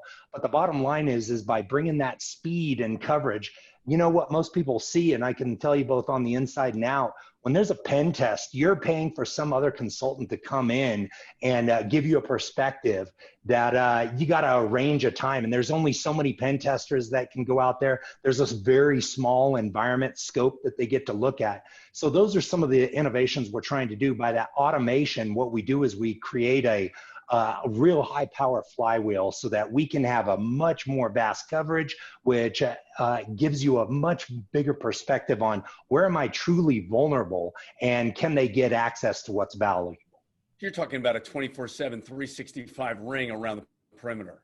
So a little bit of a difference. So what I don't want to do is create the impression that it's prevention or that it's agent. This is agentless. And what you're doing is you're creating these continuous assessments that can go. And so every time you run an op, you're then able to assess where have we changed, where have we progressed, or have we regressed? And that way you can really give your security operations team some good feedback. Hey, Monty, great stuff. Stay with us. I'll circle back to you in just a minute. Next up, we have Jordan LaFramboise. Jordan, welcome to the program. Hunter, thanks for having me. Director of Innovation and Wizardry at Rock Central. In 30 years in business, that is the coolest title I've ever come across in my life. Tell us, what does that mean? Sure. Well, thank you. Also first, Monty, thank you for your service. To give you full context of my job title, Director of Innovation and Wizardry and post-ironic Taylor Swift fan. It just doesn't always make it onto the things. I just want to throw that out there. What does that mean? Well, I've been with our organization since 2003. I've been with Rock Central as a new company within Rocket Companies, which you may know Quicken Loans is one of those. My role is to facilitate enablement of innovation across our organizations. And that can look like hackathons, collaborative innovation programs, evangelism, hosting learning and collaborative events like our annual technology conference. My function is really to drive innovation practices and principles across to our team members to help them, reflect their creative selves and express their creative selves to drive value and solve problems for any of our companies. Very cool company. I was early on a client of yours, Quicken Loans, a real innovative company in its time over the last 20 years. Do you love what you do? Every day I wake up and I have to remind myself how fortunate I am to do what I do. I've never been more fulfilled or satisfied in a career than I have been with this organization, especially the last 5 years that I've been able to, really devote my passion to something and give that back to our team members. So the short answer is yes. So really the core issue really in innovation or invention really is how do you get people to think differently, to think creatively, to think better about go-to-market, and then how to create a culture of teaming where it's a shared joint mission or idea, one team, one center point. How do you pull all that off? So you have to approach it in a multitude of ways, because you can't just say, hey, everybody, here's a sticky note and a marker. create greatness, right? Because everybody, creativity is a mindset and everybody approaches it a different way. If you think about like in art class, when we grow up and you're drawing and you're told you're creative or you're not based on these very small constrained exercises. And then when you get to the real world, you know, your leaders want you to go be creative and you've forgotten how. So what you have to do is you have to meet everybody where they are. So you don't want to just provide one way to innovate, right? You want to understand that some people are thinkers and love to give ideas. Some people are collaborators. They love to work on group projects that already exist. Some people are visionaries. You have to give ways for your teams to be able to express their vision and start and kick projects off. And make sure you have a structure set up where you can connect the dots to say, hey, Phil, I know you're really good at X and Monty's great at Y. Let's put you guys together on a team. So really, what are we saying? Like, you've got to have a structure set up where you can get diverse teams working together that embrace their differences and can leverage those different skills they have to really drive those new problems. Because it's about perspective and skill, right? Without diversity on your teams, you don't get the perspective. And if you don't have the perspective, you're not solving problems for enough people. Excellent. Right. Great job. Jordan Stevens, we'll circle back to you. Next up, we Nikhil Gupta. Nikhil is a co-founder and CEO of Armor Code. Nikhil, we've known each other for a long time out of the Valley. You're a serial CEO, startup guy. Welcome to the program. Thanks, Hunter. Great to see you again. A little bit about Armor Code. What's the problem or the issue in the enterprise that Armor Code's going to fix and solve? So I've been listening on the panels before this at Ellen with Paul. Everybody's talking about, how COVID has accelerated the digital transformation and everything else. And, we have leaders like Phil here. Now, the number one challenge with the digital transformation is how do you secure your software, right? So software is eating the world, and how do you secure that? And as Ellen mentioned, that you need to have a very good understanding of the infrastructure. And so is Monty, like you really need to know how your infrastructure, who's a safe, things like that. But what about the application, right? Do we know how many applications do you have? How many microservices do you have? And what is the security posture? So that's the fundamental thing where, we want to get visibility at the application layer level. And so you cannot secure what you can't see. And then also we want to leverage the automation because, software development is moving towards the left, right? So back in the days, 20 plus years ago when I was at Bell Labs, it used to take 9 months for software development, 3 months for, testing of security and everything else. Now we have to deliver it in 9 hours and, you still have to do the security, and it's actually very challenging job from the security team perspective. So we want to, automate that software security. Ultimately, why do you think, Nikhil, that the problem hasn't been solved yet in the enterprise? So it's a very good question. So what is happening is that things are changing, right? So back in the day, it used to be waterfall method. So you will have the marketing, which will get the marketing requirement document. Then you will have the engineering team, which will do the, what is the software specification, and then, software development, and then you will do testing. So the entire process was like a waterfall, and it will take forever. Now what's happening here is it's an agile, you may have heard the word DevOps, where it's kind of a loop where you're constantly coming up with the requirements, like as Jordan mentioned about the innovation and all. You really need to move fast, come up with the idea, fail fast, things like that. So as a result, that whole software development methodology is being changing. So the application security tools, which were built like 10, 15 years ago, were built for waterfall methodology. And so as a result, there are no good tools which are there, which are more relevant. And so that is where we are coming from a fresh perspective, looking at it. Awesome. Great job, Nikhil. We'll circle back to you here in just a minute. Phil, back to you. When you think of clients that really accelerate with Avante's solution set, who are they? I mean, what industries are you working in that it's a sweet spot? Well, we've got a few different. Certainly, we have a pretty good we've got a pretty good representation, I guess, in financial services, healthcare. A lot of those industries where there's a regulatory requirement for some of the higher end security tools. To the point that you mentioned before.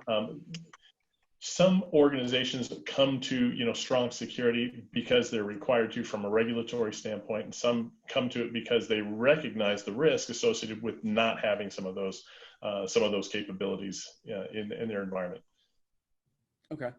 And, ultimately, how do people get started with Ivanti? How can people get a free trial or just simply get a taste of how it works, a design session?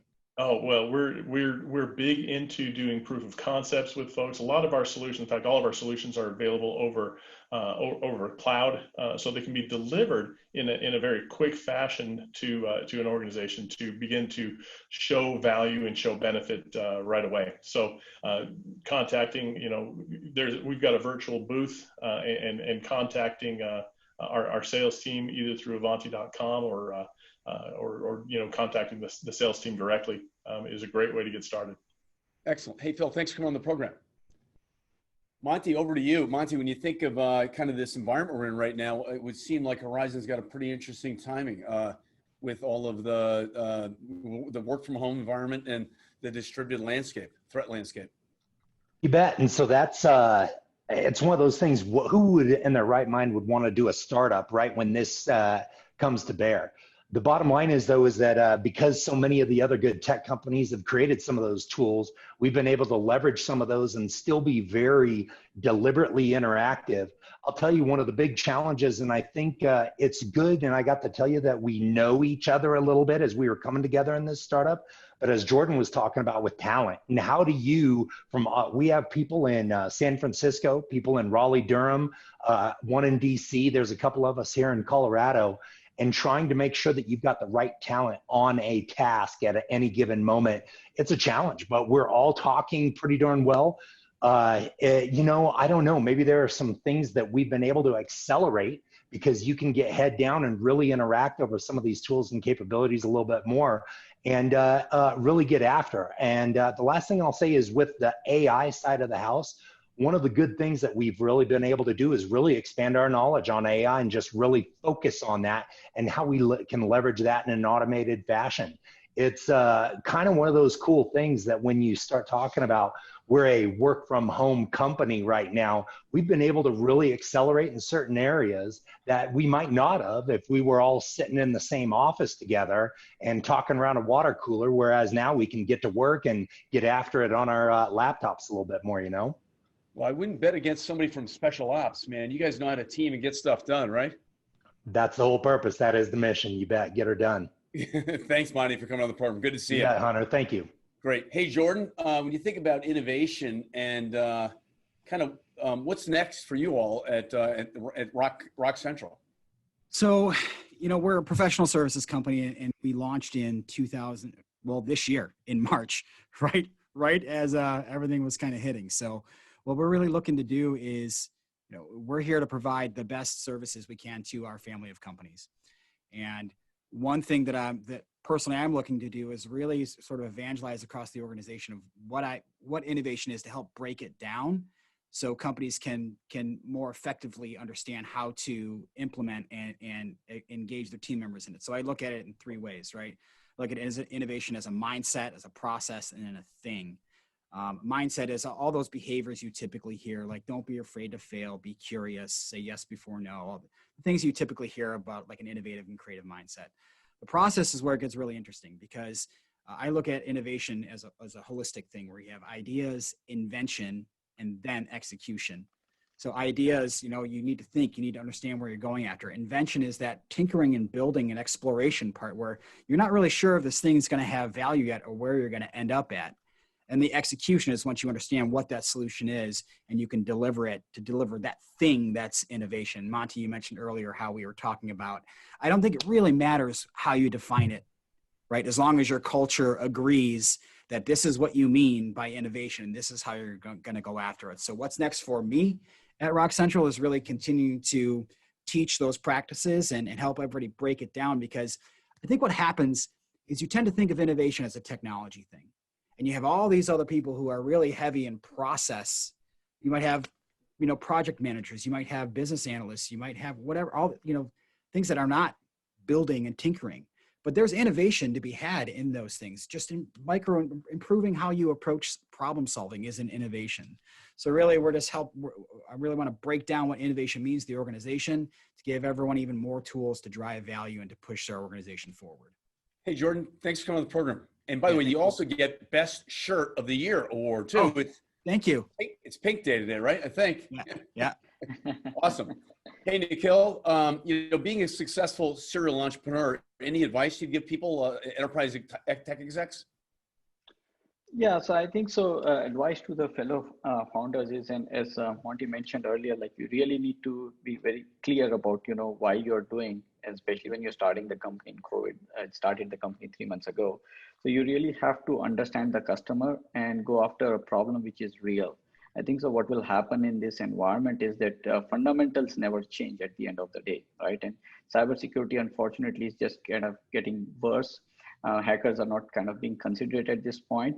And so that was one of the reasons, to choose this. And I would say go back to the fundamentals at this time, fellow entrepreneurs. And like you mentioned, if you have solving a real problem, you will find customers, you will find money. There's no dearth of it. And this is, I think, so the best time to start a company, because by the time you're out with the product and all, hopefully these dark clouds are over and you can emerge out as a successful company. I remember starting HMG in 08, an idea I had 30 years ago actually, but had the resources and the Rolodex to launch in the middle of that crisis, that steep recession, and Microsoft was painting a lot of billboards around the country against a backdrop saying Microsoft was started in a recession, if you recall. So anyways, great job, guys. Really enjoyed it. Thanks so much, Monty, Phil, Jordan, and Nikhil. Hopefully we'll see you all again soon. That wraps up today's summit or conference. What a great program. Big shout out to Detroit Sim Chapter, Chuck Williams and the team. Thanks so much. And Jeff Fisk, great job. Really appreciate all your support and help. Thought today's agenda was amazing. A big shout out to Darktrace, Zerto Street, and Avante. You can learn more about them. Please reach out to them, or they'll be reaching out to you. Please take a 20-minute call with them. It helps support the Sim Chapter in this summit model and HMG strategy and our marketplace partners. Please visit the marketplace and learn more about the companies that really want to meet you. Next up, our final piece or segment of the whole summit is our Top Tech Leaders That Matter recognition program. We've been running this program for 12 years. I'm going to ask August Palicchio to come to turn his camera on, and August is our program director for this initiative, along with doing a great job in the social media and other areas within HMG. We, by the way, out of today's summit, will create a best of asset for the Sim Chapter to utilize for future marketing. I thought today the content was absolutely world-class, our best Detroit summit ever, I think. And August, do you want to take away today's recognition program? And by the way, this, folks, is going to lead up to a global summit next year on recognition. August? Hey, Hunter, thanks. Thank you. Thanks, everybody, for staying right to the end of the program here to celebrate our Global Technology Executive Who Matters Award winner today.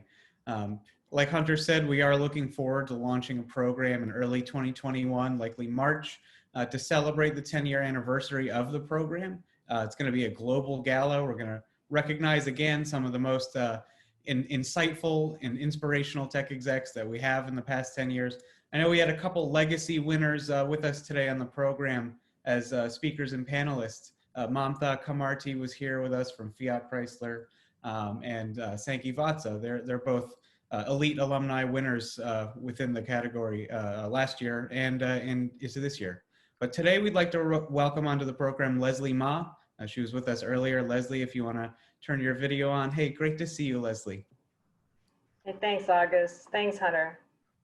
Congratulations, Lesley. Everybody, Lesley is the VP and Chief Information and Continuous Improvement Officer at NSF International. Lesley, congratulations. Thank you. I just want to say, what a terrific program, especially since I have been in New York for the past 4.5 years, coming back to my home, Detroit. It's awesome to see everyone. And Hunter, you do a fantastic job. I've been associated with HMG strategy for over 5 years, and I am just constantly amazed at the talent that you bring forward so that we can all share our experiences. And I learn something new all the time. So thank you for the recognition, and really appreciate being associated with you and your team. Lesley is an absolute champion in Detroit. She's a true global leader. I remember meeting her for the first time. It was like meeting a rock star.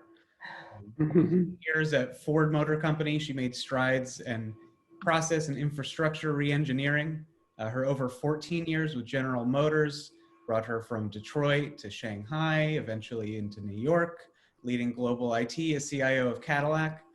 Now she's back in Detroit. She's exhibited absolute excellence at NSF International, leading courageously and fearlessly as Chief Information and Continuous Improvement Officer. Love that title here at HMG. It's really long. We all know Lesley for fostering inclusiveness, employee engagement, continuous learning, and inspirational coaching. We really can't wait to see what lies on the road ahead. Congratulations again. You know, it really takes a network, right, to be successful, right, Lesley, in a career, and you probably have many turning points in your career ascent. I remember years ago, Kathy Fell, I think, reached out to you, and Greg Fell, and made the introduction maybe 5 or 10 years ago. And you're right, it's been seamless, it's been wonderful, it's been a lot of fun. You're early on, you were big on diversity, you were big on mentoring, and I'm looking forward to many more experiences, joint experiences together and into the future. And thank you very much, Lesley. Same here, Hunter. I'm so honored. Thank you. Awesome. We do have a little clip to show of Lesley and her team. Everyone knows there's no I in team. So I'm honored to accept this award on behalf of NSF IT. My team has worked tirelessly this year, as many of you have, to ensure that our business remains true to its mission. And at NSF, that mission is to protect human health and the environment. I'm very proud of everyone. So I want to say thank you, team. Congratulations, Lesley.